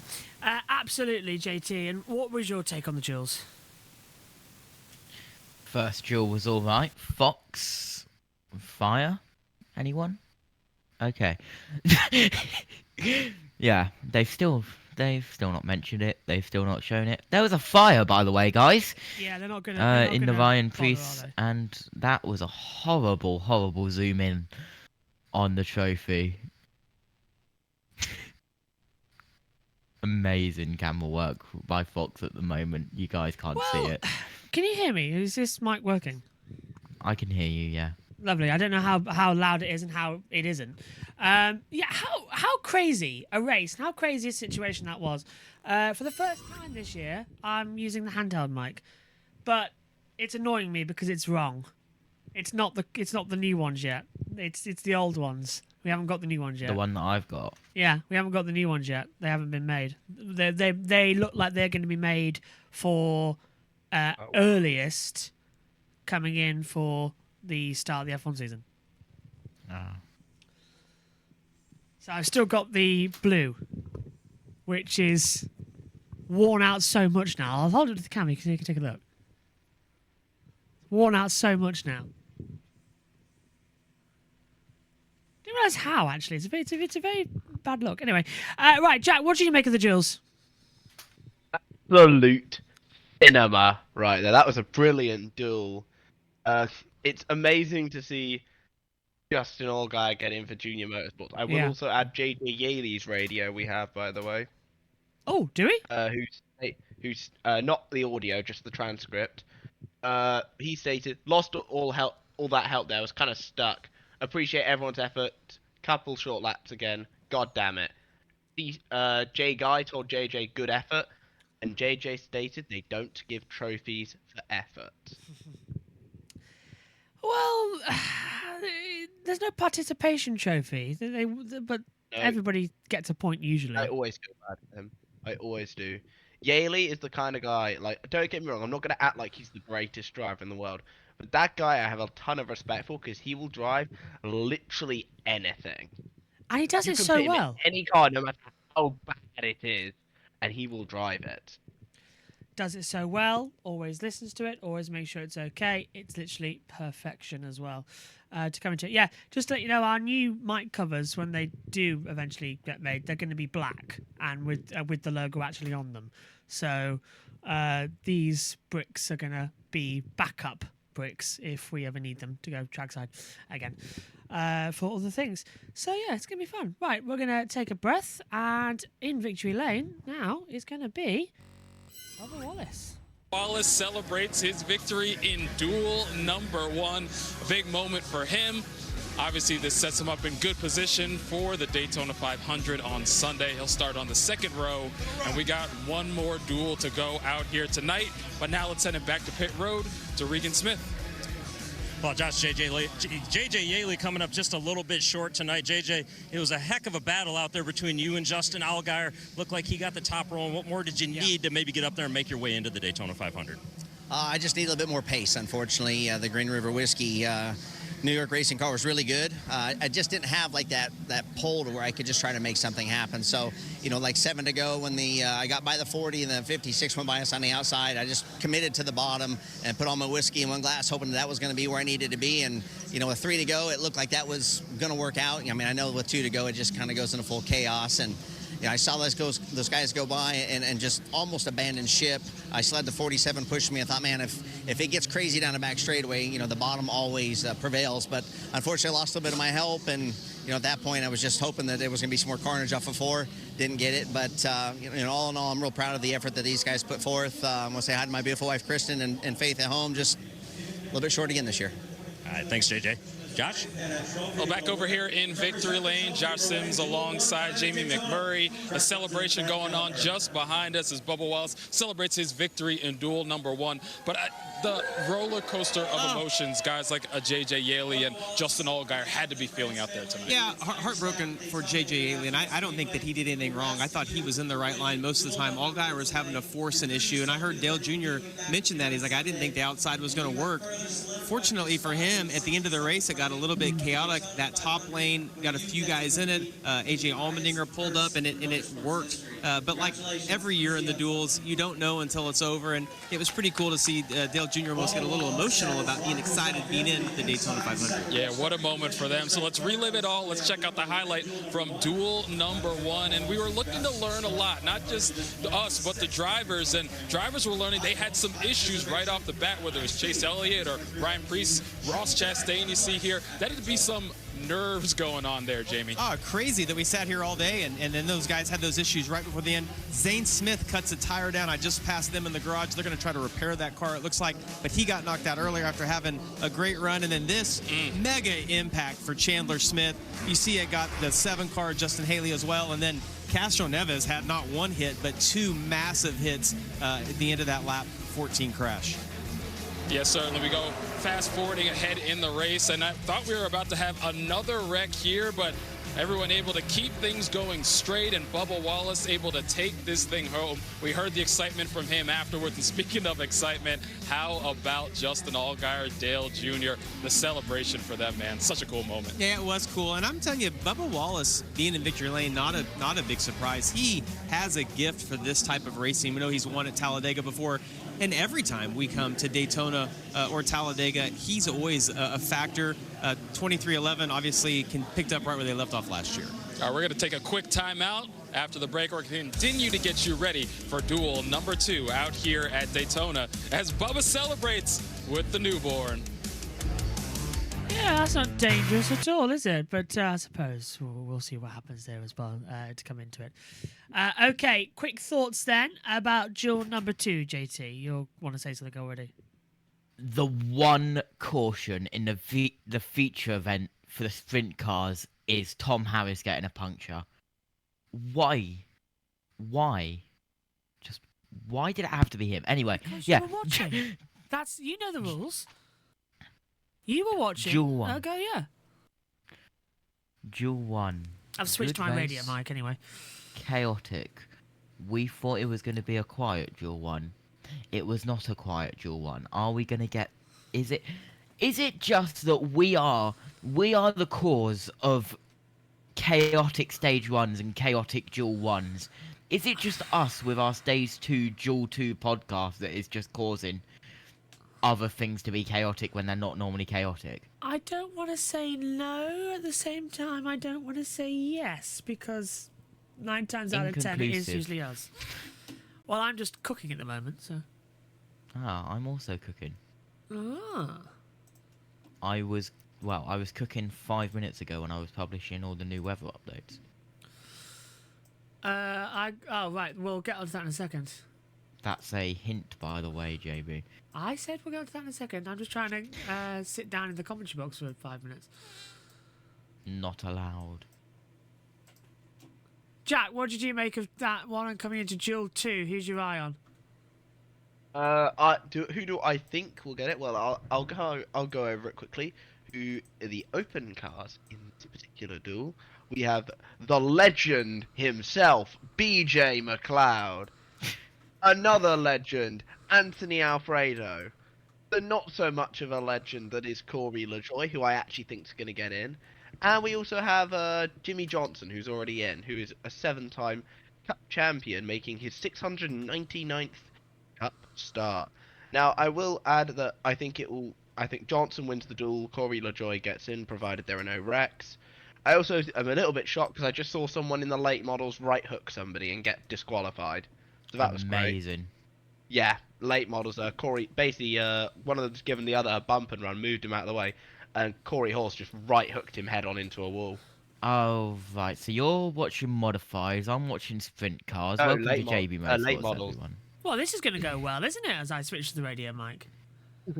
I thought it's better to have the radio mic than last year's model of the microphones until we get it fixed. Also, with my new system, I can sit down without any earpieces in. I can hear because I've installed some speakers this year alongside. It's connected. Right, let's go down to Jamie Little for some latest news. Wait from that for Sunday. Yeah, pretty early on, I thought our Nasty Beast was going for a wild ride. Thankfully, I was able to hang on to it. Knock some of the rust off when at Bowman Gray last week. So, yeah, I mean, it was. I didn't know what was going to happen there, but it honestly worked out okay with all the cars coming back to pit road. That me and Bubba were able to get hooked up pretty early on and work together a lot there. So, gave him a couple too big of a shots at times, but it's a great learning tool for us to get ready for the 500. All in all, the main objective was obviously to get one of us victory lane, which we accomplished. I just wish I could have, held on to second there. It kind of got swallowed up on the last lap. Thanks. All right, folks, one duel in the books. We are not done. We're getting you set for duel number 2.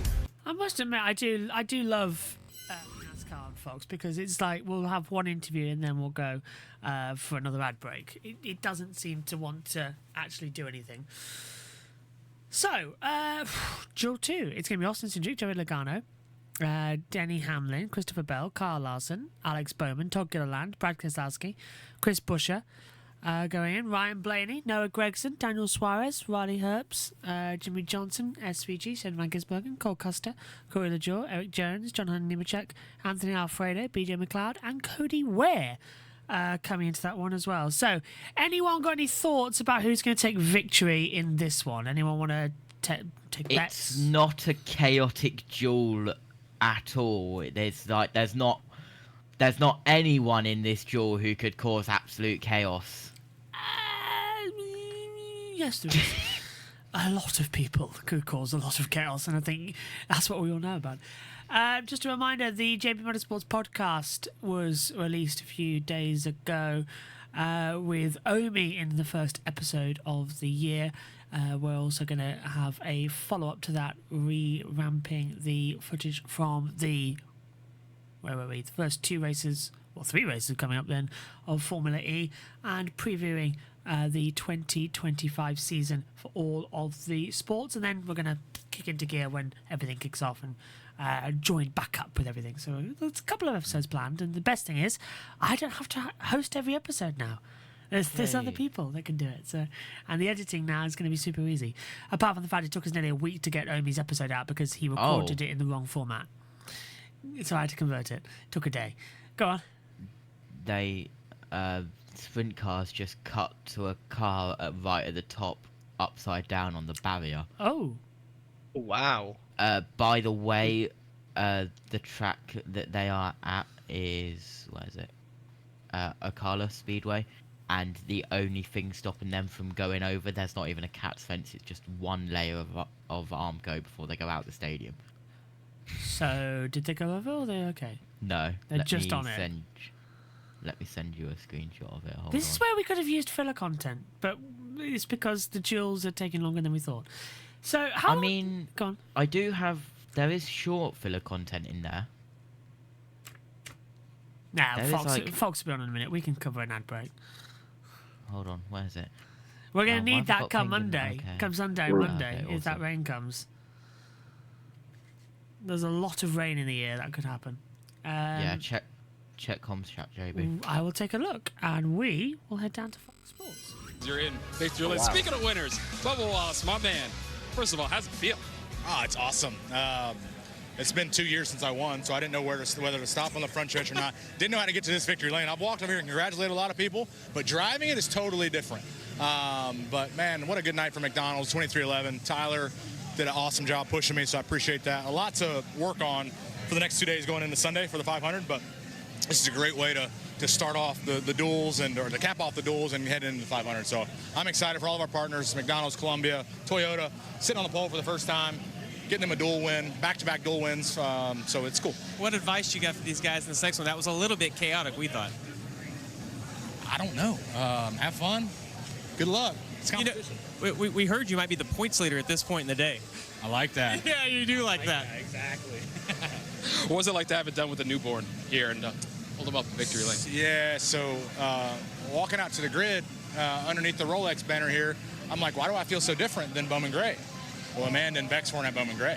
And I was carrying him, and I started crying, walking out on pit road, and that was super cool. I stopped and grabbed him, and I was like, I can't do it right now. This is tough. So to have him here in victory lane and hold him up like that, it's something that I was told to be ready for, but you never know until it's actually in your hands. And Bex was there. He was pumped, and he was actually cool all night. I took his demeanor pre-race, and it worked out. You just wait. You just wait as he gets to be 10 or 12 years old, and you look back at that picture, it'll mean the world to you, both of you. No cool. doubt. No doubt. Well, appreciate your time, brother. Thanks, guys. Congratulations. Thank you. Yeah, congrats. Thank you. All right, folks, we're getting set for duel number 2. Plenty more action to come. We'll see how things shake out in this. Let's go trackside for the command to fire the engines. Daytona International Speedway, are you ready to get the duel number 2 race started? Here to give the command to fire engines, please welcome Chairman of Daytona Beverages, Kevin Bowler. Distinguished gentlemen, please start those engines. Push. We all heard the same thing, right? Yeah? Yeah? Good, good. Just checking. Just checking. I like that. It's unique. Yeah, look. I'm sort of glad I don't have to say it because she's not here. But the worst one of all time was gentlemen. Sorry, what was it? It was drivers and Danica. I was like, what? Oh my goodness. Do you remember that one? I was like, what? No, I don't. Oh no. That was I like that one personally. Nice little dig, but yeah. That's already my personal favourite. It was drivers and Danica. I was like, what? Yeah, not the best. Not the best. All right. As well as this, I will add quickly that Hold on, sorry, I was looking. I've missed this week. Oh yeah, bell to the back for unapproved adjustments. Just to let you know. So that's why they're going to drop back as well. We'll hand over as well. I'm just trying to see where Matthew Owens is. He is online. I mean, he retweeted so something recently. So I imagine he's somewhere around. I mean, he retweeted something trashing on Brett Griffin, so clearly he's around. Because Brett Griffin basically put, "Oh yeah, Elio's just been locked in when he has no drafting experience," and I'm just like, the guy raced. You guys do realize how much pack racing IndyCar used to do? Like back when they were on the big oval. Like, okay. And plus, Elio's got the ARCA race tomorrow. So, or is it tomorrow or is it the day after? I think it's the day after. It is Friday? Yeah. I think it's Saturday. Yeah, he's got the ARCA race. He's in a good car too. He's in the 82. What I find interesting is the fact is that Formula E didn't have a shakedown in this weekend, but they still sent the cars out the track. So there wasn't a shakedown, but there wasn't one scheduled. So we're getting lied to as to when shakedown is being on, which is bizarre. How's Formula E been, by the way? Like, who's quick? Porsche, Nissan actually, right. NATO ahead of Roland in that session. In F1. I always called him NATO. You made it sound like NATO, like the big country union. Yeah, it's normally the NATO. entire union of NATO's competing, guys. To be fair, Donald Trump. Enough said. Let's head No back comment. over to Fox. One to go.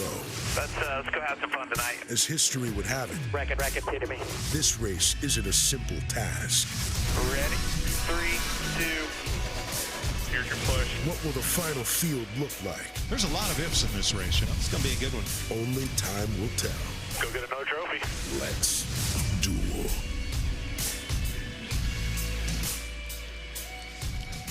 So far, it's been a typical full moon night at the racetrack. 4 caution flags in the first 150-miler. What is going to happen here in duel number 2? Let's begin by going to the front row, Kevin. Joey Logano, Kevin and Clint up in the booth. Man, we saw a wild race there in the first one. How do you balance the aggression and everything you need to learn with your car after watching something like that? I'm not 100% sure on how you do all that at the same time, but good news is we're towards the front here right now. We'll try to maintain some track position, see what our car's got, see where it handles good or where it doesn't. Most of the time, if one duel looks one way, the other one looks the opposite. I'm kind of hoping that's the case here tonight. Well, as Paul will tell you, hope's a bad strategy, so good luck out there. All right, thanks, good. Logano will start on the outside pole. Here's the starting lineup for duel number 2. His Penske Ford teammate, Austin Cindric, will start on the outside pole for the front row of the Daytona 500, so he earns the pole position for duel number 2. 2 Fords up front, 2 Toyotas row 2. It'll be Denny Hamlin and Christopher Bell. Jamie Little. That's right, Denny Hamlin starting third. I just talked to him before he got in his race car, and he said, so far, we're really happy with the speed of our car and the Toyotas in general. He said, our focus has been to get better on qualifying at all tracks. They did that last night. As far as this race, this dual race, he said there's some boxes he wants to check. Braking points for green flag pit stops is one. Fuel mileage is another one. And he said, but you know what? Going to victory lane is pretty cool. And, of course, that's something he's done here 3 times in the dual races, Mike. Thanks, Jamie. Now Bell will have to go to the rear for unapproved adjustments. Row 3, a pair of Hendrick Chevys, Kyle Larson and Alex Bowman. Row number 4, a pair of Fords for Todd Gilliland and Brad Keselowski.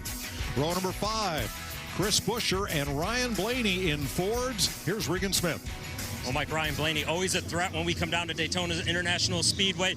A two-time runner-up in the 500 and has won a dual race back in 2018. Last year, though, running near the front. A hard, heavy impact into the wall after getting clipped. I asked crew chief Jonathan Hassler what the goal was tonight. He said, we just want to complete this race with the primary car. That would feel like a win. But with all that said, he also told me we have made some changes to the setup compared to what we would normally have here. We're trying something tonight that we think is going to make us better come Sunday for the 500.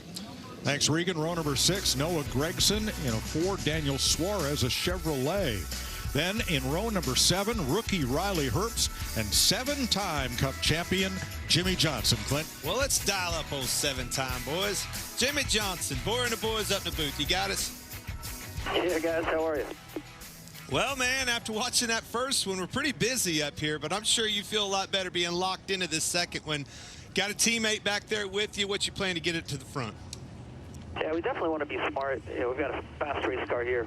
Thankfully, Carvana's come on board, and we got Shaq on the hood, so we want to be smart here, see how this pit stop goes, and then get the best starting position we can. Well, man, he's got Shaq on the hood. Speaking of that, I see it right there. It's time to dunk on him. Make him proud, all right? You know he's watching. You got it, buddy. You guys have fun up there. Row number 8, rookie Shane Van Gisbergen in a Chevrolet with Cole Custer in a Ford. Row number 9, Corey LaJoie trying to race his way into the 500, and Eric Jones in a Toyota. Jones' teammate John Hunter Nemechek in row number 10. Anthony Alfredo in a Chevrolet trying to race his way in, as is BJ McLeod from Florida in the number 78 trying to make the 500, and Cody Ware in the number 51 Ford. Let's check with our crew chief, Larry McReynolds. You know, Mike, in the first duel, over half the field was in Chevrolets, but the Fords and the Toyotas, they held their ground. A Toyota, Bubba Wallace ended up winning the race.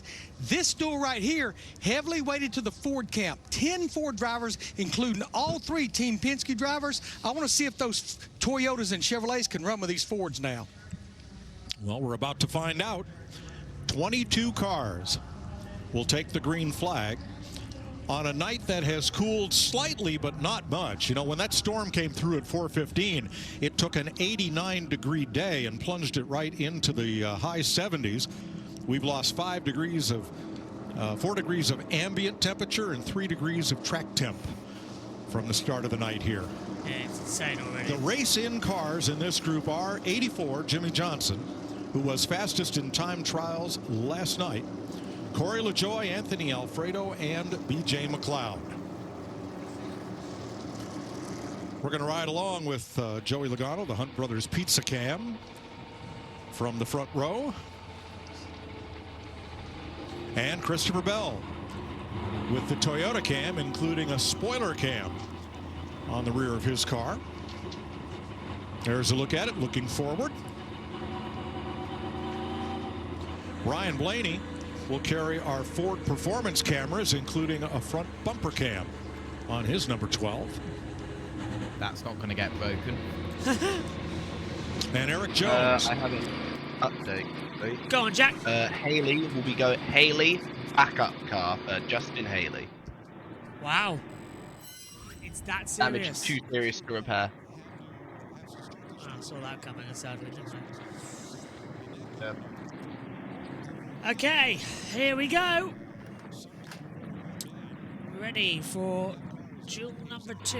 Another 60 laps ahead of us. Usually this is where the chaos sort of ensues. Speaking of shoes, I'm looking forward to taking off these Converse. Pinching my little toes at the moment. I need to use the other ones in the box. Ready for when we go tomorrow. Here's the importance of dual points. Kyle Larson last year was 9th in the dual finish. Tyler Reddick won it. That was 2 dual points to Larson, 10 to Reddick. Regular season points, 859 to Kyle Larson, 860 to Tyler Reddick. It was a points difference in that regular season. So dual points tonight, JT, count massively. Yeah, they do, and, well, sometimes the duels, and definitely last year, the dual points decide the regular season points champion. Lights out, JB, and the pace car about to pull off down pit road to get duel 2 underway. Ready, steady and go then. The final duel at Daytona. 60 laps ahead of us, 150 miles, and let's see what we've got. Austin Cindric on the outside, Joey Logano on the inside with the livery from Helio Castroneves, an IndyCar.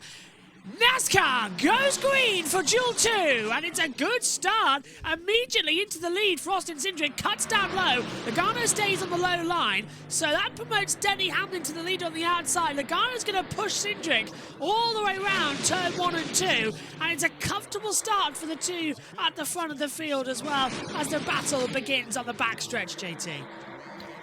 Yeah, battle begins, and I did notice we do actually have a restart zone sponsor. It doesn't really roll off the tongue as well as Geico, but I saw on that start, it's on the ground, it's the United Rentals restart zone. Doesn't really work, does it? That must be doesn't just really roll.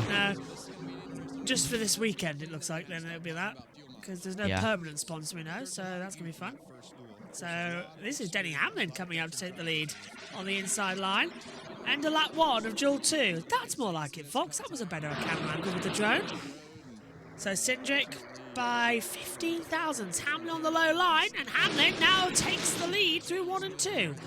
Everyone running together, Jack, and now just concentrate in. These are, I think, fair to say, the smarter drivers, but more tetchy. I would say that, but Corey LaJoy and Cody Ware are in the field. So. Yeah. Lucky. Okay, maybe they're the two that lucky. And Noah Gragson. Gragson just crashes everywhere, so I'm always keeping an eye on him. I still hold Gragson's Xfinity days against him, I'm sorry. I still hold those against him. He repped Stage Karam at Road America, caused like a 13-car pile-up. You can watch the Truck Series and the Xfinity Series, especially the Xfinity Series. We're teaming up with USRN to cover that this season as well. Matthew Owens and JT talking you through that one. And I think I'll be in pit lane, just watching the race for a change to come into it. Cindric battling with Hamlin. They're merging together. Larson's pushing Hamlin. Logano's pushing Cindric. Bowman and Gilliland are there as well as we come into 3 and 4. And this is just the cool start to the day. You don't want to react too soon, cause an accident like that with Cindric battling Hamlin and door bashing each other in the tri-oval section. One mistake, you're in the backup car, or worse, you're out of the duel. And you're out of the 500. That's what Bell had to change. Yeah. Power steering. So that's why Bell's dropped to the back of the field. He has already moved up into 20th place, though, just taking his time in this one. Hamlin's got the lead. Cindric's in there, too. You can see Larson now joining this battle. So is Alex Bowman. Only the one win last year, but Bowman doing incredibly well. I was at the rain-shortened Chicago street race. It's part of our intro, you can see. Looking good. Cindric, our 2022 Daytona 500 winner, battling with Denny Hamlin. Over the line. On board with Bell.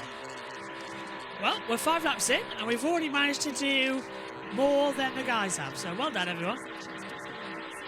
Jamie Little. Drop to the back, then park it, not to risk anything. So I asked Austin Cindric, hey, you're locked into the front row, so how hard do you push? He said, I'm going to race as long as I can until somebody tells me not to. Of course, there's the risk versus reward, but how awesome would it be if he could win this duel? It'd be the first time, but it's also his crew chief, Brian Wilson's birthday. Oh, excellent.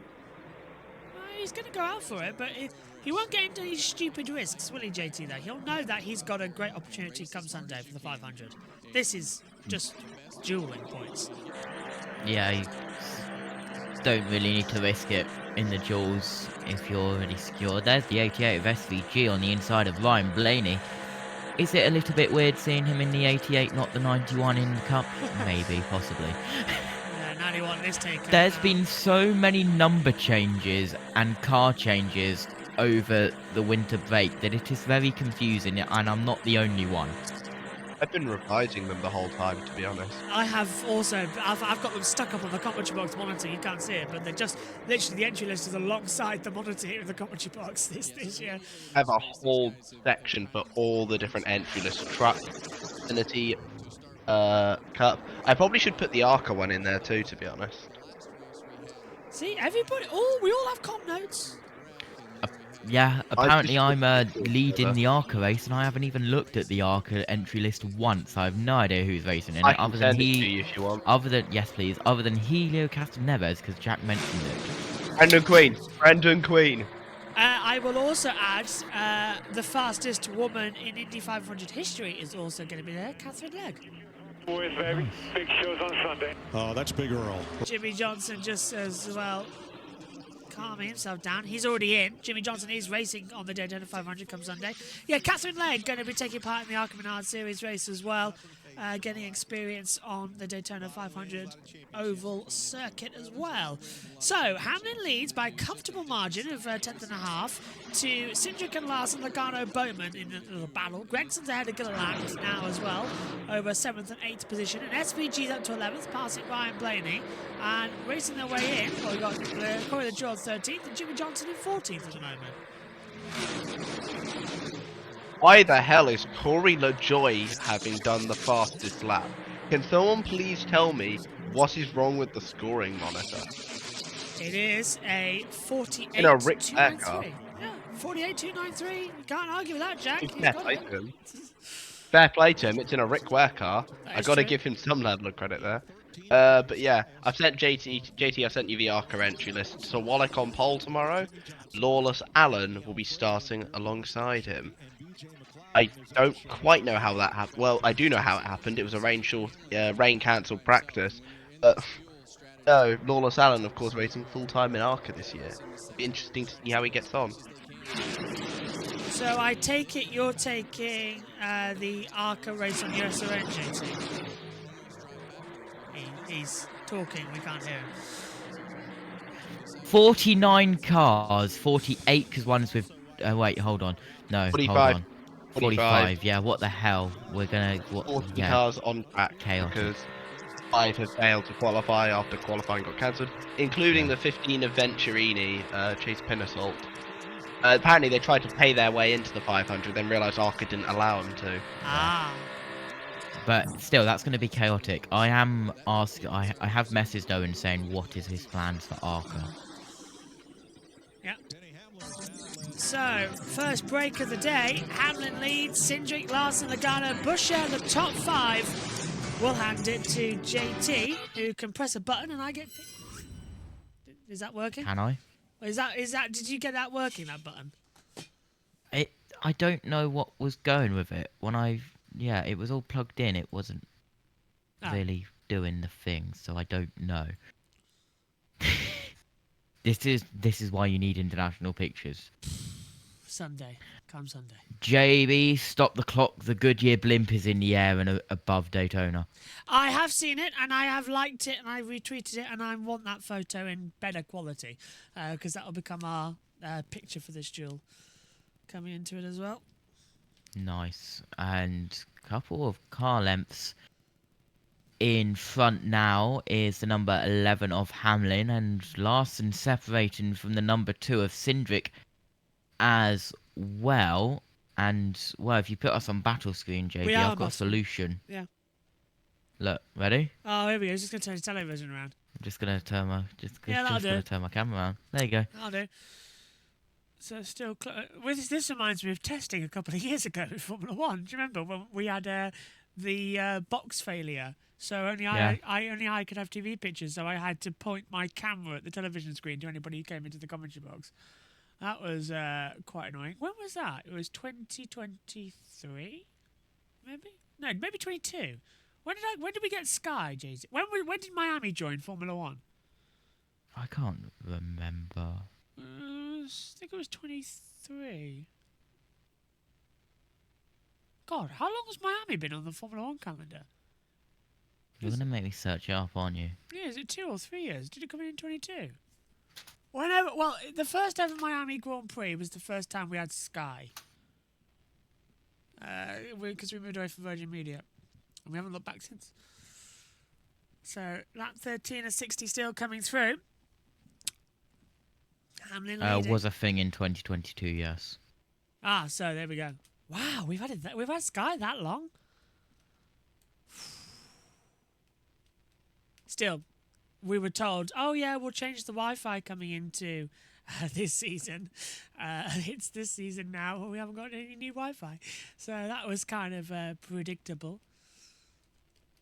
JT's really looking forward to the fact that we're going to have TV pictures come Sunday. I'm really looking forward to the fact that I can turn my camera around and jump scare you all. We had it. Jump scare. That jump scare's frightening enough.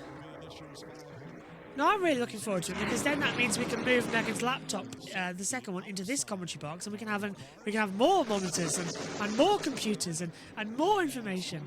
We've only just redone this commentary box as well. It's going to need to be redone even more.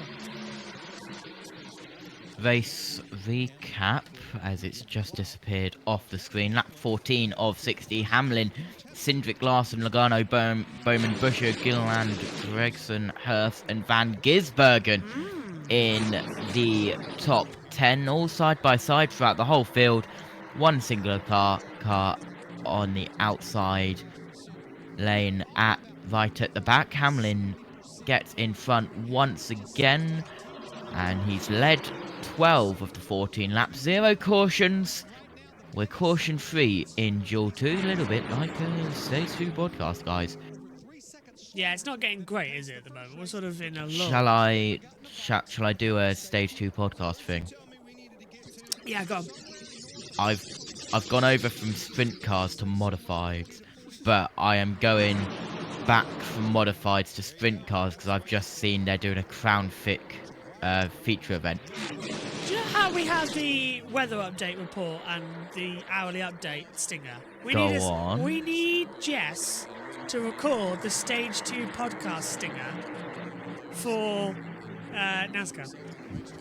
Let me send you a photo of this. This looks like it's going to be interesting, and I don't... Ooh, TV pictures. Logano closing in. He's trying on the outside to Larson.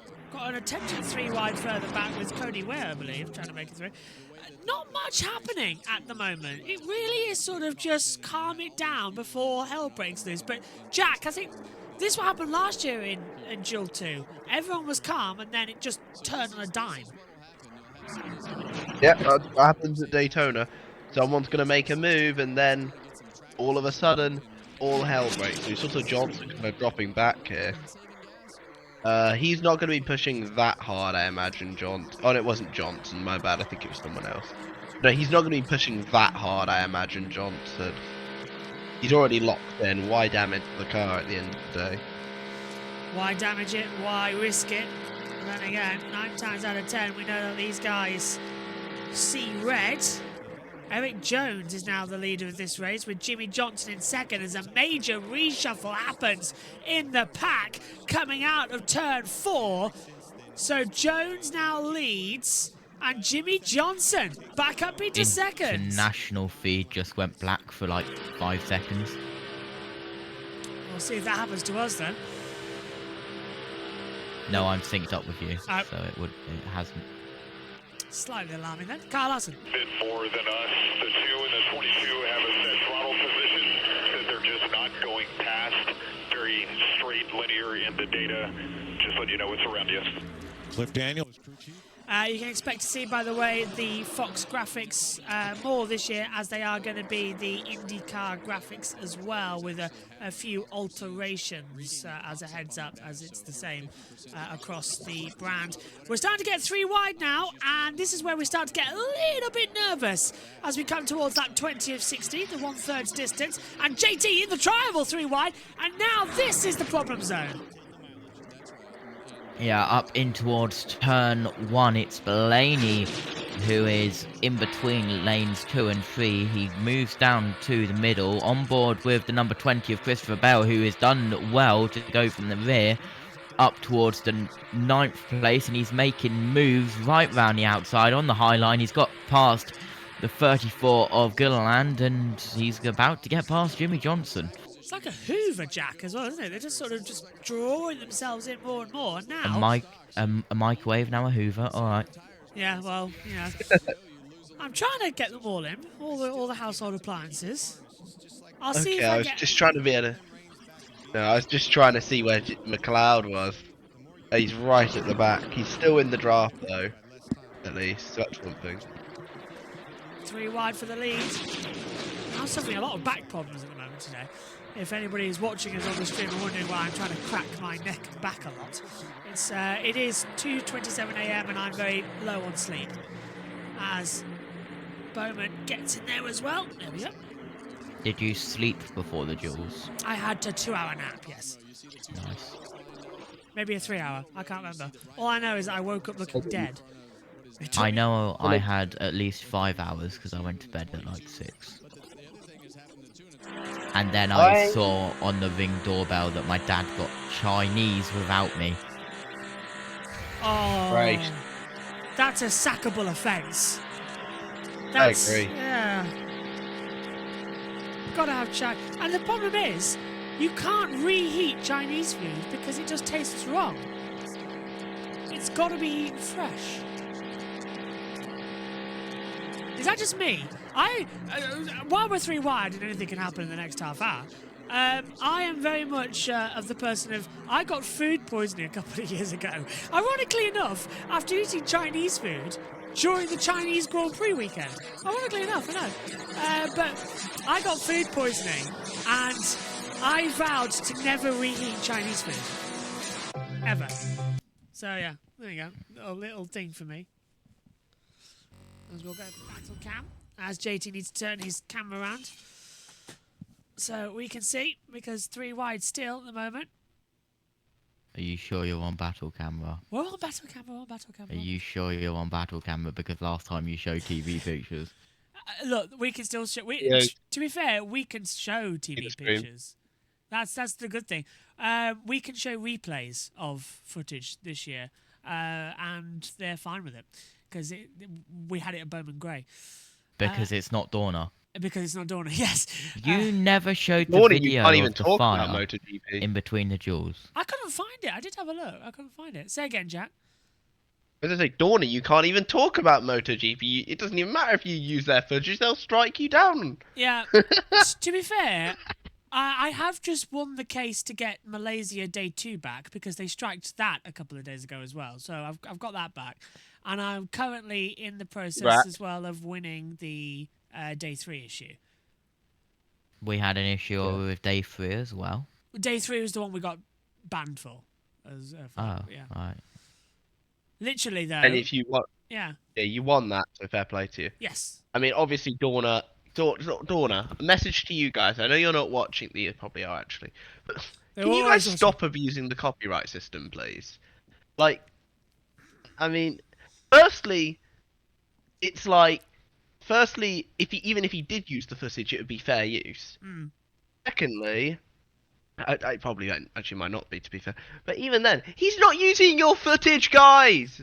Literally, he's not using it. They copyrighted my voice. It was quite comical, to be fair. The voice is that good, clearly, mate. Yeah, they clearly want me. I'm better than the Dorna team, it looks like. Still battling here at Daytona as we're watching international pictures. Don't you want... Oh my god. I'll tell you one thing. The only good thing is that we did the Buriram test that we had this week. Day 1 was done on JBSportsXtra. We broke 100 subscribers. Aren't we nearly like on 1,000 for JB2? We really are. We're like 125. Yeah, it's like 100. What is it again? 125. Yeah. I think it's 879 currently. So 121 away. We're so close. Nope, you just got another one. Hey! 880. If you're subscribing, you're helping us get to 1,000 here on the second channel. So thank you very much. If you're watching us back on channel 1. Yeah. To be fair, subscribe, haha. I was very much worried that we wouldn't get 1,000. I wanted 1,000 during the MotoGP test, but it never happened. I was very upset. We've got Moto 2 and Moto 3 coming up, though. 3 days of that. Yes, and that is going to be on JB2. So that is going to be a very, like... I have scheduled it all. It is literally the exact same timings across all 3 days, but one day is like Moto 2, Moto 3, Moto 2, Moto 3, Moto 2, Moto 3, and one is Moto 3, Moto 2, Moto. It's just they've flipped it. That's But going to be they're- quite annoying. They are the exact same session times across the 3 days. It's 9 till 5, I think the sessions are. Next week. Yeah. That could be interesting. You know that debris? Yeah. You know that debris from last race that took ages to call? Is there another? Briscoe hit it. Oh, no. Briscoe hit it. Rail is destroyed. So that's what's happened to Briscoe. Thanks, NASCAR. They never think about it clearly, do they? They're very slow to throw the yellows, and it's always Yeah, controversy. JB, good luck. You are non-stop from the 18th to the 23rd. Why? 5 days. Atlanta. Because, yeah, World Superbikes. But the Moto 2 and Moto 3 Jerez test is constant 9 AM till 5 PM, 3 days running.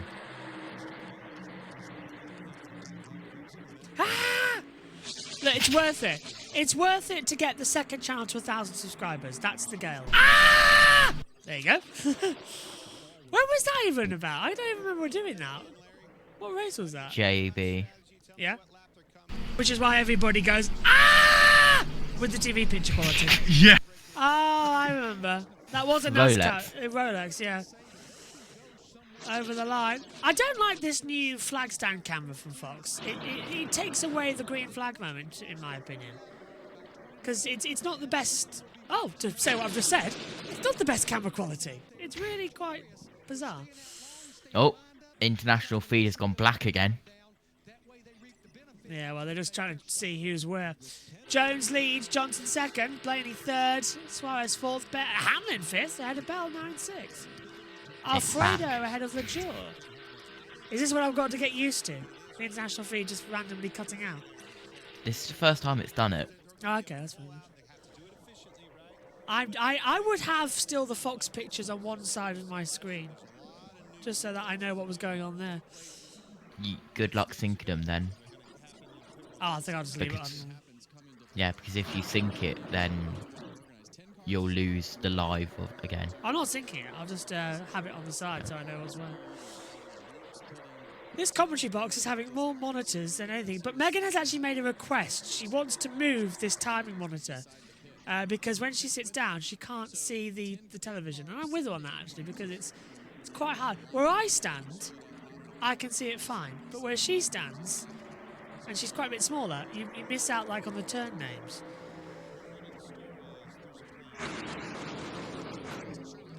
Still, I hope we can cover World Superbikes. I really do, because we haven't got time. Biggest Duel 2 podcast ever. What is going on? It's like we haven't even had a caution. Then again, We are running 8 miles per hour slower than Duel 1, by the way. but we've Probably because also. they're not going full throttle. But we've also. They've got a fuel save, haven't they? That is true, yeah. They do actually. Fuel windows between, 40 and 45, so that's going to be a bit of a worry. I will just say, guys, as well, currently we're 24 minutes in and we're halfway, which means we would be done by 3. If there's no cautions. Yeah. So just let it keep going, sure. You know, I need sleep, it's fine. Literally, I woke up and got downstairs and I felt so bad. I was worse than Frankenstein. Monster, of course. Frankenstein was the doctor, Dr. Frankenstein. Then again, it's called Frankenstein, but it's Frankenstein's monster. Frankenstein is the doctor. So it's a very, very weird thing. 43. Random education here with Joshua Birch. This is the Stage 2 podcast. It's unbelievable. This is how boring this Duel has gotten. Rebrand. We need to rebrand. It's Duel 2 podcast. Yeah. This is how boring it's gotten. I am getting my little GoPro style camera and I'm making sure it's charged because it's going to be the gold cam tomorrow. Today. Today, tomorrow, today. How do we... This is really bizarre, actually. It's not even an entertaining race. They're literally just stacked formation with each other. We had a bit of excitement a few moments ago when they went 3 wide, but this is literally just 2x2 pack running fuel simulation. They saw Duel 1 and just thought, let's not do that. Yeah. 4 cautions in Duel. Duel 1 was brilliant, to be fair. And yet the 500 is going to be absolutely amazing. And we know it is, because that's going to be flat-out racing. Yeah, the 500 was so good last year, and everyone's only remembering how terrible the ending it was. The caution coming out, yeah. Yeah, I hated that ending so much. I still know the fact we've got a red flag coming out. Right, halfway in Duel 2 for the Daytona 500. Jones leads Suarez and Johnson over the line. I'd also like to take this time to wish everyone listening from outside the US and in the time zone that we are in or ahead of, happy Valentine's Day. If you're not a motorsport fan, make sure to spend some time with your partner. If you are a motorsport fan, make sure to watch the Daytona truck race. I'm doing both. Speaking as somebody who is single, I'm going to be commentating on Formula E and having a very, very, very good day. You do love Formula E. I do love Formula E. It's one of my favourites. Yeah. When's the race start time for the race? 6 o'clock, I think, UK time. AM or PM? PM. And Okay. just a reminder, I'll make sure I get back for that. We'll be live again on JB Motorsports tomorrow for all the action from Formula E. So we get our channel back in time for the race. Not sure about practice 2. That might still be on the second channel. But certainly qualifying in the race should be A-OK. I just saw something someone posted on my Discord server. Someone said, how do we get McLeod moving up through the field? We activate Operation Where. Wreck all races everywhere. Cody Ware. Code Ware. That's good, I like that. So, as we see Snoop Dogg on the board, the T-Mobile advert, we still have no TV pictures, and I can guarantee you nothing is happening whatsoever right now. SVG, fastest lap of the race, just done. It's a 47.661, but 100. Oh, correction, it's changed to Noah Gregson. 191.367 mile an hour. That's a 47.030 lap time on the board as well. To come into it, I'm looking forward to all of the action. I'm looking forward to actually the content this year. We get to bring you Xfinity, but I'm not doing the broadcast. It's going to be a lot of fun as well. I'll do some. I'm not doing all of them. That's the way it goes this year. I step in and fill the blanks where we need to. And the good thing is, with Xfinity Racing, they can't, well, they can, but they don't usually delay it until the Sunday because of the main race. So, yay! It's going to be fun. Bubba Wallace won duel number 1 here at Daytona around about 45 minutes ago. He's still partying hard. He got 10 points, Byron 9, Dylan 8, Chastain 7, Reddick 6, Armadinger 5, Austin Dillon 4, Elliott on 3, and that is Jimmy Johnson down pit road for fuel. So he's come in 5 laps early, topped it up to the end, and that's a brave call to try and avoid the traffic. Is that a good move there, Jack, do you think, for Jimmy Johnson? Realistically, I don't think it matters because he's into the race. Yeah. So. But He doesn't really matter. Does he want to win? Making the show, making the money. Does he want to win? Is he that type of driver? Probably yes, to be honest. He's Jimmy. His last career win was in 2017, you have to remember. Yeah, there's something else going on because it shouldn't have been out of fuel. Oh, so according to his cruise chief, they say there's something else going on because everyone else should have been out of fuel. Miscalculation. Oh dear. Not good for the 84 squad. They only just got a new crew chief too. Yeah. He's already going to get fired. Entering 5 races this year is the 84 squad. Daytona is one of them. Brickyard is another. Then we've got also coming in for the Coca-Cola 400 and the Coke Zero Sugar 600. 600, yeah. 400? Yeah, Coca-Cola 600 Charlotte and the Coke Zero Sugar. Charlotte and the second night race in Daytona. So there you go. The end of the regular season. And there's another one I can't remember what he's doing. Chicago, that's it. Who are we on about, sorry? Jimmy Johnson, the 5 races he's doing this year with Carvana. I thought he was only doing 2. 5, we heard. Hold on, let me have a look. Biggies. I could be wrong here, but I thought he was only doing... I thought he was just doing 2. Only 2 listed on Wikipedia. Oh, well, we heard it was Daytona, Charlotte, Chicago. Can I be that guy and talk about the racing? Yes, go on. And Indy. Where has Anthony Alfredo come from, and how has Daniel Suarez just come out of nowhere to lead? Anthony Alfredo, he might be one of the best Xfinity drivers not to have a win. He's always been up there, hasn't he? Anthony Alfredo. Yeah, always been really. Not to mention he's had the support from RCR pretty much everywhere he goes. Don't get me wrong. But realistically, everywhere you go. Constantly getting lapped. But Alfredo realistically has been one of those drivers who's always up near the front in Xfinity races, but he's never really had the pace to win. He's like a slightly worse Sheldon Creed. Johnson's been lapped now by the field, so that miscalculation's cost him. That can't happen in the race come Sunday. That'll be a big no-no. Will I give you guys a Sheldon Creed fact quickly? Yes, go on. Go on. I'll give you a little Sheldon Creed fact. If he finishes second at Daytona this weekend, half of his top 5 finishes will have been second places. He is still yet to win. I think we've redefined the bridesmaid, haven't we? I am a Sheldon Creed fan, to add to that. Look at that, so damn close. Wow, Jack, I did not know that at all. Wow.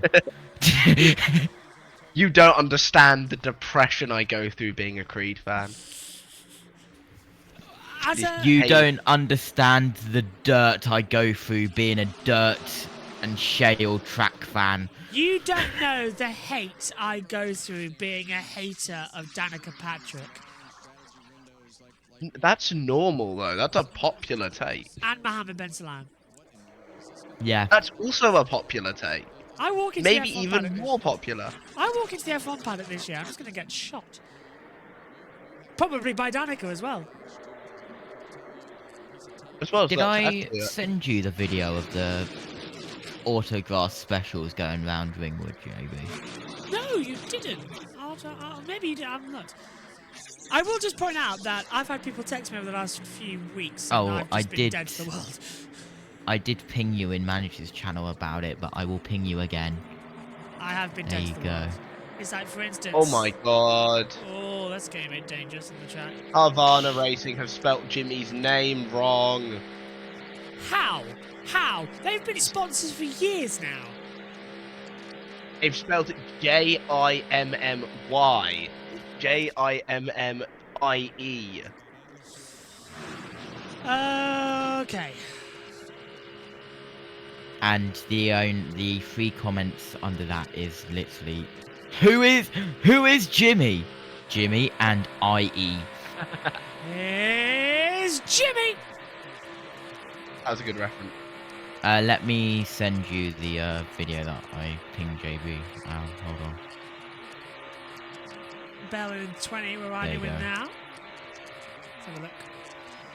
As soon as these came out on track and did 1 lap, I instantly fell in love with these. Absolutely was buzzing. Anthony Alfredo's in 4th place, by the way. Oh, yes, I see the data. Yeah, I love those cars. Yeah. Oh, you did show me these. Yeah. They're so cool, aren't they? I love the suspension on them. Yeah. And I still need to go to Tongham. I miss my one in Cleethorpes. We used to have a little stadium. It's now called the Meridian Showground. Unfortunately, it used to be a racetrack. We used to be cool. Have we got anything on the 27th of April? Let me check. There's a Formula 1. Stop this lap. Right, here we go, finally. They really have pushed it to the end of the limit here with fuel saving. It's why it's been so dull. But they are going to all dive down pit road this time. Do you reckon they can make it another lap, Jack? Harterfield's coming in now. Half are going to stay out. No, it's Talladega and Dollington touring cars. That's it. Yeah, I'm away. Which means I cannot go to Tongham on that day. No. No, because that's the one race of the year I beg you to stay where you are to control the TV pictures and stuff. Yeah. Also, make sure to subscribe to the channel, guys. The channel's very close to 1,000 subscribers, and you know what happened to 1,000 subscribers? We get monetized. Yes, Joshua Birch can make a ton of money out of all. No, he can become the next Mr. Beast with that channel, you know. But yeah, no, please subscribe. It helps the channel a ton, guys. Okay, because literally all the money, and JT can back me up on this, goes in to doing the trackside stuff. It's where it all goes. It goes on everything. Basically, guys, all of the money goes into trackside stuff where I am either suffering trackside with JB or suffering in here controlling everything. I brought you a Coke. But then again, I am enjoying the production stuff more currently. Yeah. I absolutely love the production stuff. It's so cool. Hey, I only really died once. I can't really complain. Penalty. Yeah, Logano left with the fuel still attached. Oh, and the 12 as well. Larson, Hamlin, Nemechek. Penalties. Speeding on pit road. How about this? The man who started this speed week, with a puncture and a broken steering column is now leading the race with Buescher pushing him right behind. Brad Keselowski leading, has an advantage here, but they are going to come down pit road. They've waited the long time. They're praying for a yellow here. Try and race their way into a better situation. Who's continued on? Is that Cody Ware take the lead? Yes, Cody Ware takes the lead. 191.763 mile an hour as well. Stunning time. There's the speeding penalties. As you New said. graphic alert. That is brand new with the police, isn't it? Like that. They have stolen my job. Oh, fuel. Who was that? Are you alright, JB? I think that was Chris Buescher, who left pit lane with the fuel rig attached and it fell off. No, it's Keselowski. It's Brad Keselowski. I couldn't tell from the camera angle we got, but Bob Podcast immediately tweeting, Brad Keselowski has been given a pass-through for removing the equipment. He literally set off with the fuel rig still attached and it got pulled out midway down pit road. So that is not the restart he wanted. So Keselowski with a pass-through now. And look at the high line approaching now for Blaney. Oh, this race has suddenly turned into 11. Buescher is leading. And Keselowski's missed out on it. Not the way you want it to. Lap 48. Now lap 49. Yeah, Keselowski pass through. Yeah, that's for the fuel. Removing equipment. Oh, look at Cindric now. Keselowski's going down low. Cindric's going to go for it as well. Go to the inside line. Oh, and Bush goes defensive. Logano goes through contact. 48-6. And another as the Bowman. Bowman's going to hit the wall here quite hard. He's going to hit hard. He's going to hit hard. Here we go. Oh. No damage to the car, thankfully. They can buff that out. The 99 of Suarez. And the 6 of Keselowski with a broken toe link. Oh, caution's out. Well, I think we can all agree that if there was grass there, it probably would have flipped. Yeah. No. Maybe I'm the one person here who says that I think the grass had absolutely nothing to do with Ryan Priest's flip. It had everything to do with the barrel rolls, though. That's something I can agree with. The flip itself, I don't think it had anything to do with, and Josh Berry's flip proved that for me. Yeah, the flip was literally just the flip was the speed and getting the air underneath it. The We need you to record a Sparks Fly at Daytona. Let's have a look then. Who causes this? It's not like a train effect, wasn't it? Oh, they all checked up because of what Buescher was doing. And Suarez lifted, Bowman didn't see it, slams into the back of him, and that just... Glasgow's an innocent bystander there, isn't he? Yeah, that definitely would have flipped the angle that it went in at. So there we go, ladies and gentlemen. Everyone's moaned at Rolex saying, why have we got it? Why has they removed it? That's why. Safety. No, look at the angle the 48 went in. That would have definitely flipped over the chicane. Yeah, it would have. That's a fair point. If it had caught the grass, 100%. So Bowman's safe there.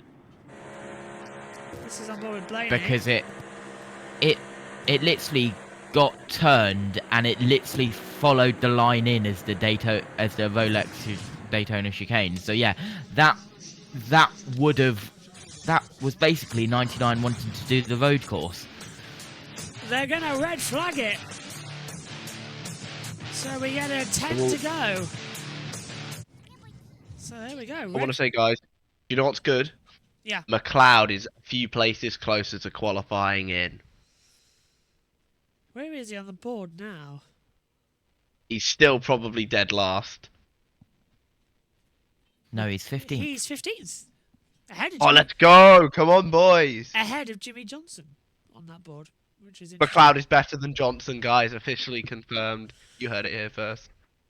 So I think, I've got a feeling we are still on USON. So hello to USON. Matthew Owen sent me a message like 6 minutes ago saying we're on USON. So hello USON if we're on USON. Hello everyone.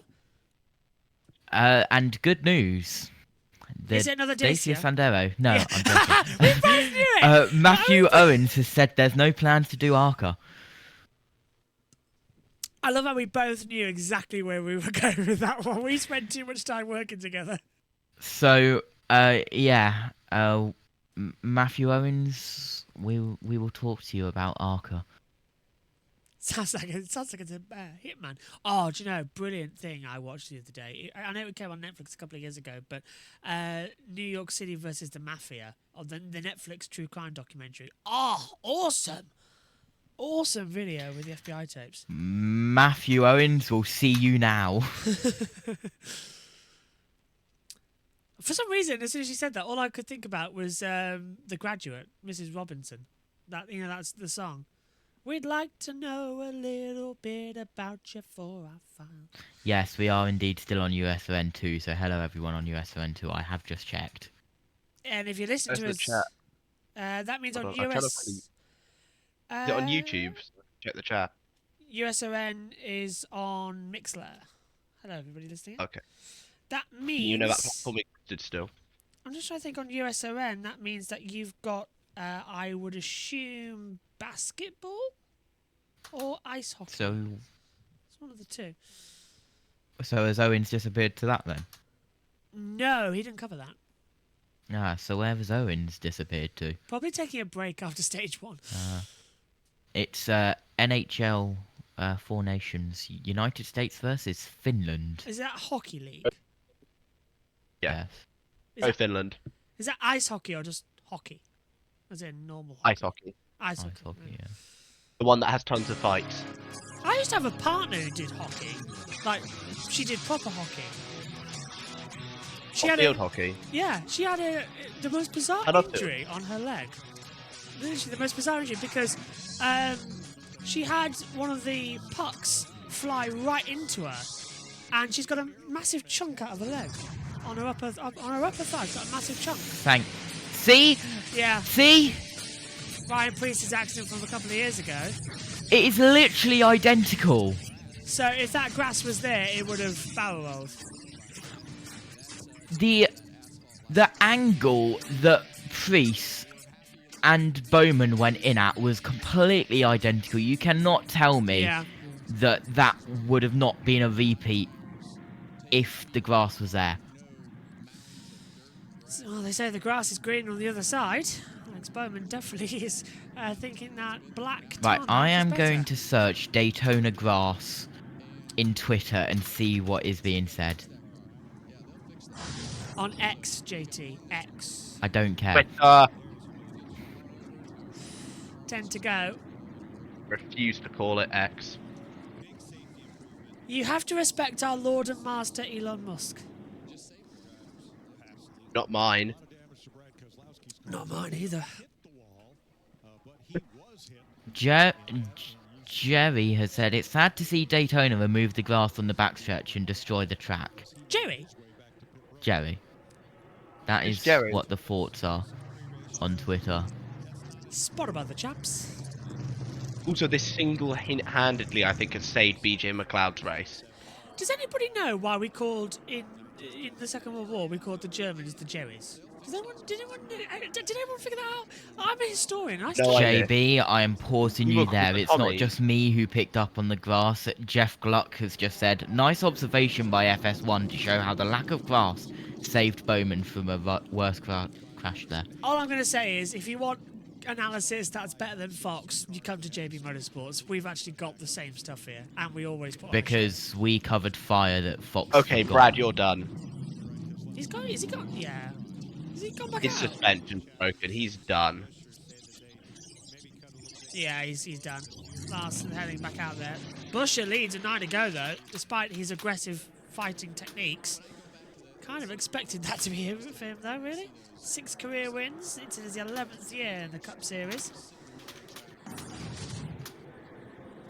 Now, what's this fuel? Suarez done for the night. Ah, okay. That's the... Oh! That's a splash and dash of Sunoco there for Chris Buscher. Sipping, literally. That's probably less... He took less fuel up on it than what's in my glass up in the commentary box. And I'm nearly out of vodka. It's time to do a Toto Wolf. Smash that. Owens, I've sent you a message. Check your email. Check your email. Owens has said we are good to take Arca on a USON channel. If we have timings, we can cover it here, but I don't think we have timings. That's what I've said. When's the Arca practice session? That'd be a good time to see the system and see if Owens has said that was a fun hockey conversation, by the way. Oh, about the partner with the hole in the leg, yeah. Yeah, it's a massive... thanks for that. What is it? 2:59 a.m. in the morning. Massive I scar. watched JB Motorsports at 3 a.m. Where we mention random stuff. 1 to go being signalled. It's time to go dark in the commentary box. I can't see a thing. You guys on USN 2 can't see because you're audio only. Thing is, I know Kate watches still because she doesn't have Sky. So by chance, if she's watching, hi. Guys, stand by. The Oracle is typing. So Buscher, Cindric, Logano, LaJoy, Gregson, top 5. Blaney, Van Gisbergen, Alfredo, Jones, Custody, top 10. Gilliland, Ware, Herbs, Rally Herbs, Bell, Hamlin, Nemechek, Larson, Johnson, McLeod as well, and Keselowski still registered. The only 2 out is the 6 and the 99. So Keselowski's now officially out. Bowman's behind the wall. Looks like he's going to be out as well, isn't he? And the 99. So 3 retirements. The 6, the 99, and the 48. I have ordered Matthew Owens to join us because Seth bailed after half of the race, so it's better for us than... Yes. I thought he was joining anyway. He said, I'll be there for the second one.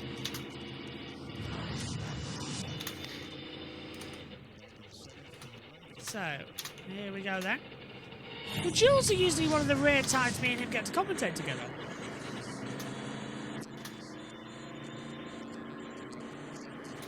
NASCAR have just tweeted, hold on. 8 to go. That's a roundabout. Owens, stop making excuses. Join up. Well, that is not a request, that's an order. well, to be fair, it's nice because usually I never get to do USRN NASCAR unless something really catastrophic's gone wrong and it's a Monday race. Here we go. Ready. 8 will become 7. Green flag. NASCAR is green again at Daytona. Bush is on the outside. Cindric on the low line. He's here.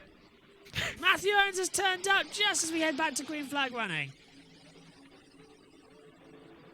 I felt very pressured. I was about to say put 1 in the chat if you want Matthew Owens to join.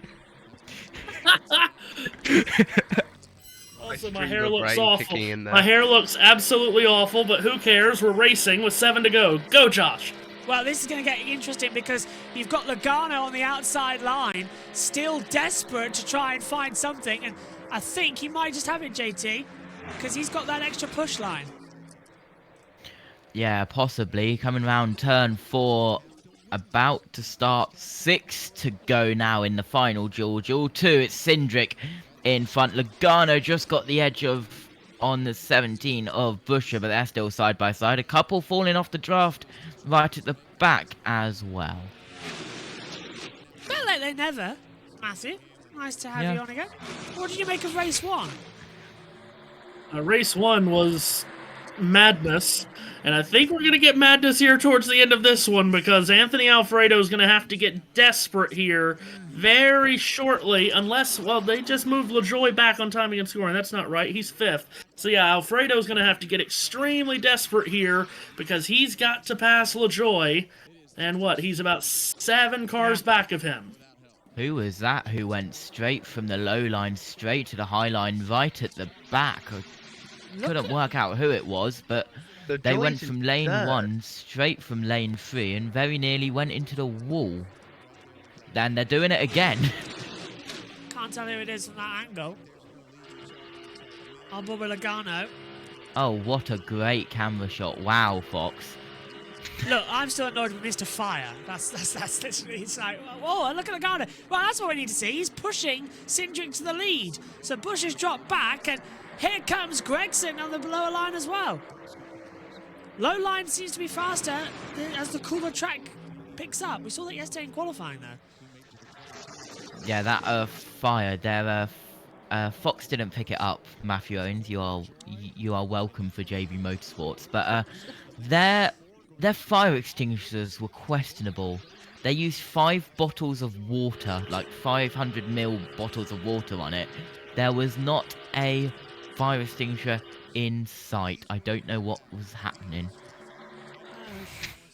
Tell you what, Corey LaJoie is in a great spot right now. He just needs to keep Ryan Blaney behind him because the worst thing that could happen to Corey right now is getting bailed and pushed out of the draft because Alfredo is only 2 cars back of him. So LaJoie is second on the outside. He's got Blaney and Van Gisbergen between himself and Alfredo.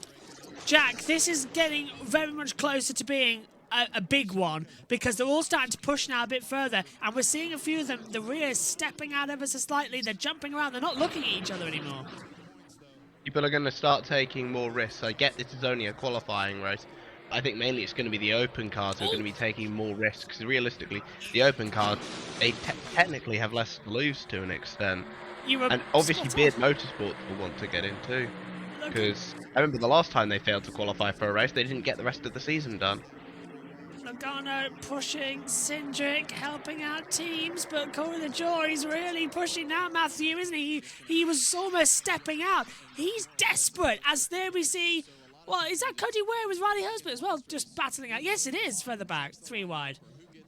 Yeah, Alfredo, though, is going to have to get really desperate here. We're down to 2 to go. Here he goes. He's going to try to make a 3rd lane happen. I mean, he needs someone to go with him, but he had to break out of line because he's got to pass LaJoie, but no one went with him. Nah, he's dropped back, so that's his day done. He's dropped behind as well now. He's falling into where McLeod is. He's behind. BJ McLeod, so that's going to be bad for Alfredo. Unfortunately for him, Corey LaJaw's been in 5th position as well. 2 trains happening, and I'm trying to see who's leading. It is the 17 on the outside line, but Cindric's got the front, being pushed by Logano and Gregson and the 43 of Eric Jones. Bush is still on the outside, it's putting him in 3rd, but he's round about 4th, maybe even 5th on the board now. White flag in the air for the last of the racing here. Oh, and now already we're 3 wide of the line. They've gone early. Here's the 3 lines, and now it gets tasty. This will be when the big one happens. Well, and this is basically a practice session for the finish. I know it's just a qualifying race, but if you're practicing for the finish on Sunday, here's a chance to figure out where you need to be and how big your pushes need to get. Here comes Eric Jones! Jones on the outside, being pushed by Busher. Logano's getting him in, he's out of shape. Hamlin's in there too, the 43, and he touches the 2. 17 getting a push from behind. Look as well at Corey LaJaw. He's on the outside, he's going to try and go high to Busher. Not going to work out. Cindric's got the low line as well. He's going to run to the line with Eric Jones. Here's the 4 wide, 5 wide. There's the contact. And Larson's round as well. But it's photo finish at the line, and it's Eric Jones who wins Duel 2. Caution's out. And it's a big one on the line as well. The 88, the 62, the 35 in there as well, the 5. And the 51 as well. Wow. And LaJoy got through it, and Alfredo didn't, so LaJoy is in. Alfredo 13th on the list. Johnson down to 19th, but he's in. Kozlowski in 20th, but he's in too. Eric Jones, 2 unlikely winners. Right, what happened here? Because it all started further back. Well, where's the caution light? Looking at the finish.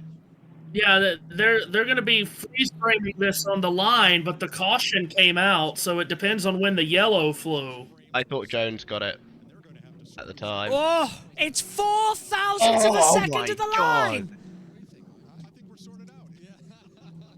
Well, is that the official angle though? That's the question. Yeah, they had the yellow light on, so it's all that line means nothing. It's all about when the moment of caution. It's under review. When it flew. Under review. Oh, Corey LaJaw damage as well. 25. Right, let's have a look at that crash further back. Larson's already in the grass. See, the yellow light's on. The yellow light is on before they've gotten to the line. Yeah. So I thought Eric Jones got it at the time, but... why throw the yellow? They were a few hundred feet from the line. Just let them get to the line. This is the pointless situation that they put us in. Realistically, though, it doesn't matter as much, because Eric Jones is going to be starting on that row no matter what, because Cindric's locked in on the front row. Yeah, that's right. Yeah, the only thing that it matters is Who the gets trophy and the winning money. Exactly. And pride. But Eric Jones can actually say he won something for Legacy. Trying to see who's involved in that accident, who didn't cross the line. I've not classified Larson, Riley Herbst, Anthony Alfredo, Shane Van Gisbergen, and Cody Ware. They, I believe, are the drivers involved in that because they have not re-entered pit lane as well. So it's 11 to 15. So Alfredo, Matthew, was caught up in that accident. That's why he didn't get through it, as you said. Yeah, correct. Yeah, and LaJoy got through, so LaJoy is in, Alfredo's out, McLeod is out. Eric Jones is celebrating as if he's won. Well, they're going to interview Eric Jones as the winner, but it is still under review. But by the way, I've been saying this for a while now. This is another point of, we used to have an overtime line, and it was the most ridiculous rule in the history of time. But we do need to have a line somewhere, whether it's halfway down the backstretch or the approach to the final corner, where when we cross that line, if a crash breaks out, we're not throwing a caution. You're racing back to the line. Because to throw the caution at that point was absolutely ridiculous, and by the angle that they're showing here, I think Austin Cindric was in front. Yes, he was.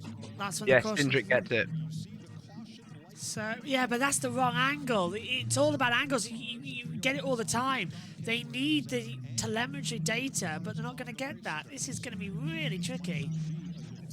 So it's Austin Cindric. He might have the win here. Austin Cindric is the winner. Wow.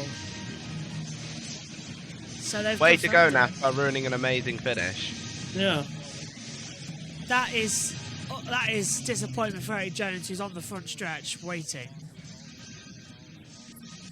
Wow. Still under review according to Jeff Locke. I went for Chris Wright. It is now official, yeah. Yeah. Night, sorry. Confirmed. Austin Cindric wins Duel 2 at Daytona. But That is a bit of a mess, guys. yeah. Like, come on. Well, stage 2, sorry, Duel 2 does seem to be even more of a mess than what it normally did. And there you go. And my heart goes out to Eric Jones there. Caution, the 2 was ahead of the 43. Race winner is the 2. That's the NASCAR official channel. I thought that was coming from you, JB. I thought you had the officials channel up, but they have, to my memory, never broadcasted the officials channel on No, Fox. that's news to me. I heard it come through, and I thought, well, I'll turn that on. Because that's the channel that I have in my ears when the NASCAR live timing website actually wants to work. Jamie Little. And Austin said, well, what just happened? Well, Eric thought he was the winner, but you are officially the winner. You get your first dual race win. How about that? Cool. I feel bad for Eric having to go all the way over there, but obviously they made a great move on the last lap there. Joey and I were kind of sitting ducks with the middle lane fading there, and no, obviously we had really fast discount tire Ford Mustang. Super proud of my team and everyone to go out here and execute. Thank you to Brian for letting me race. It was very difficult to maybe persuade that, but it was his birthday, so this is a good birthday present for him. But yeah, overall proud of everybody at Team Penske getting lined up there. The execution of the cycle there, it's cool, but still a lot to go for the race. But I feel so bad he had to drive all the way over there. That's terrible. Are you and Joey good? I saw you guys discussing just kind of what transpired there. Oh yeah, no, we were just talking about how we could do it better, or the next thing. I mean, these stage-like scenarios are going to keep coming up, and you want to execute them the best as possible. I think Joey and I worked super well together that whole run, pretty much, from the start of the race all the way to the pit cycle, to coming off on the green flag stop. So Joey's a pro, and happy to have a guy like that behind me. Watch this. Look at how close this is. I honestly thought I got him, but I wasn't going to sit there and argue about anything. But it's it's awesome. Glad to put on a great show for the fans here, and looking forward to fun line. Oh, caution! See, these are the things I don't know. You have to educate me. But no, awesome result for everyone on the 2 car, and looking forward to starting the front row. Great job by you. Great job for your team. Regan. Well, photo finish for the win, but what was not a photo finish was Corey LaJoie racing his way in to the Daytona 500. Never in doubt. Seemed like you put yourself in position at the right times, and you're going to race on Sunday, Corey. Regan, you forget how special this race is, right? When you have to race for it, you have to earn it. Because when you're racing full-time, it's just the first one of 36. But when it's the one that you think about for months, it means that much more. And it means so much for that Rick Ware group. Those guys work so hard for the little group. And for Duramax and Take 5 to be in their first Daytona 500 too means a lot. I'm pumped up, man. I wasn't that stressed going in, but I am super relieved right now. Shout out to everybody back at the New Smyrna house. My wife, Kelly, I'm sure she's pumped up too. But we got 500 miles on Sunday to see if we can get a little closer to the front. Enjoy the 500 on Sunday. Congratulations. Not a bad race at all. We're going to wrap up here on JBMotorsports, so we'll have a second to talk to the guys. And Jack, starting with you, what did you make of tonight's Duels? NASCAR making wrong officiating calls even before the season starts. That said, I don't mind. Both of the guys I like, so I'm not really that bothered. It doesn't impact the starting lineup that much. Just about the points and the money, but realistically this doesn't impact the starting lineup, so I'm not really that bothered. Jones still gets 4th. Excellent race from him. Excellent race from Cindric too. Brilliant job from him. And hopefully he does well in the 500. He obviously has won this race before, so he knows how to get it done. JT? Tom Dillon for NASCAR race director. What's he said? No, Tom Dillon is a race official for karting, so he should do NASCAR. Right, there is He'll probably two. do a better job. We have one as well, so that doesn't help. Coming through. Matthew? But yeah. Oh, sorry, go on, JT. Good race. Good duel too. Here's another replay. So this is the crash. Ah, okay. Now I see it. So the 20 just collects it all. Oh. It's such a mess when that happens. That's a lot of tore up race cars when there was 1,000 feet to go. And now all of those guys are going to have to go to a backup car, and now you're going to have to really take advantage of these 2 practice sessions before Sunday to try to work these backup cars in, because Herbst is absolutely going to a backup car. Ware, Custer, Van Gisbergen, Alfredo would have, but he's not in the race. I wonder if Bell might get a penalty for that, because he caused all that with tagging the back. I know for a fact that the starter was so happy waving the yellow with the checkered because of how gently he was doing it. It's very frustrating that we can't have more common sense about throwing these yellows on the last lap. I think we're about to hear from Eric Jones here. Moon. Wide range of emotions here in the past 10 minutes for you. You just watched the clip on the camera with us right there. What are you thinking right now? Yeah, I mean, it's a wide range of emotions. It's a bummer. You know, it's the rule. I mean, if the yellow's out, the race is over, and it's unfortunate. But either way, the Advent Camry was Advent Health Camry was really fast. So it was fun running up front, fun leading some laps, fun contending for the win. And you know, I don't know what I did everything I could, so it just didn't work out, and you know, hopefully we can be in that same spot again Sunday. Take a look over here with us. We'll watch through the end of it real quick one more time. Just tell me what you were thinking as we were coming up to the start-finish line, and of course, tell me what your thoughts are. Yeah, I mean, you know, I think it's fairly clear we're behind when the yellow's out, and yeah, it's unfortunate, but I mean, yeah, you're just kind of setting yourself up. You know, you're in that situation, you're expecting to race to the line, and you're trying to just get that momentum and that run built to where you can pull yourself ahead at the line. And I think we did that, but it just was not quite soon enough. So, yeah, it's just unfortunate. You know, I hate it that it just didn't work out. There's so much going on with our group and rebuilding and trying to get better. It would have sure been nice to take some pictures of victory lane for everybody. But overall, I think we got a good car. So, yeah, it's tough, but we'll go on to Sunday. Very good car. He showed a lot of speed tonight. Thanks, Eric. Matthew, your closing thoughts, please. I think Austin Cindric, I mean, we can talk about the controversy of him winning this race or whatever, but point remains, it is just a qualifying race, and he was in position to win it. He's clearly got a very fast car. He clearly has a fast car both in qualifying and in race trim. He knows how to work the draft. Remember, he was leading in the final laps of the playoff race at Talladega last fall before he got wrecked on the back stretch. He's won this race before. I think what we've seen the last 2 nights has to put Austin Cindric towards the top of the favorites list on Sunday. It's going to be such a good race, isn't it? And you can join us back on JB Motorsports for that one on the main channel as well. But back tomorrow, though, with all the action. We've got, was it Trucks first, JT? And then ARCA? So it's ARCA, Trucks, Xfinity. ARCA Saturday. So what's tomorrow? You're going to make me get the commentation shot, aren't you? Trucks are tomorrow night. There we go. ARCA is Saturday afternoon. Xfinity is Saturday evening. Yeah. And then Sunday, the Cup race. And that ARCA race, by the way, is on Fox, not FS1. Oh. That'll be the first ARCA race to be nationally televised in the U.S. ever.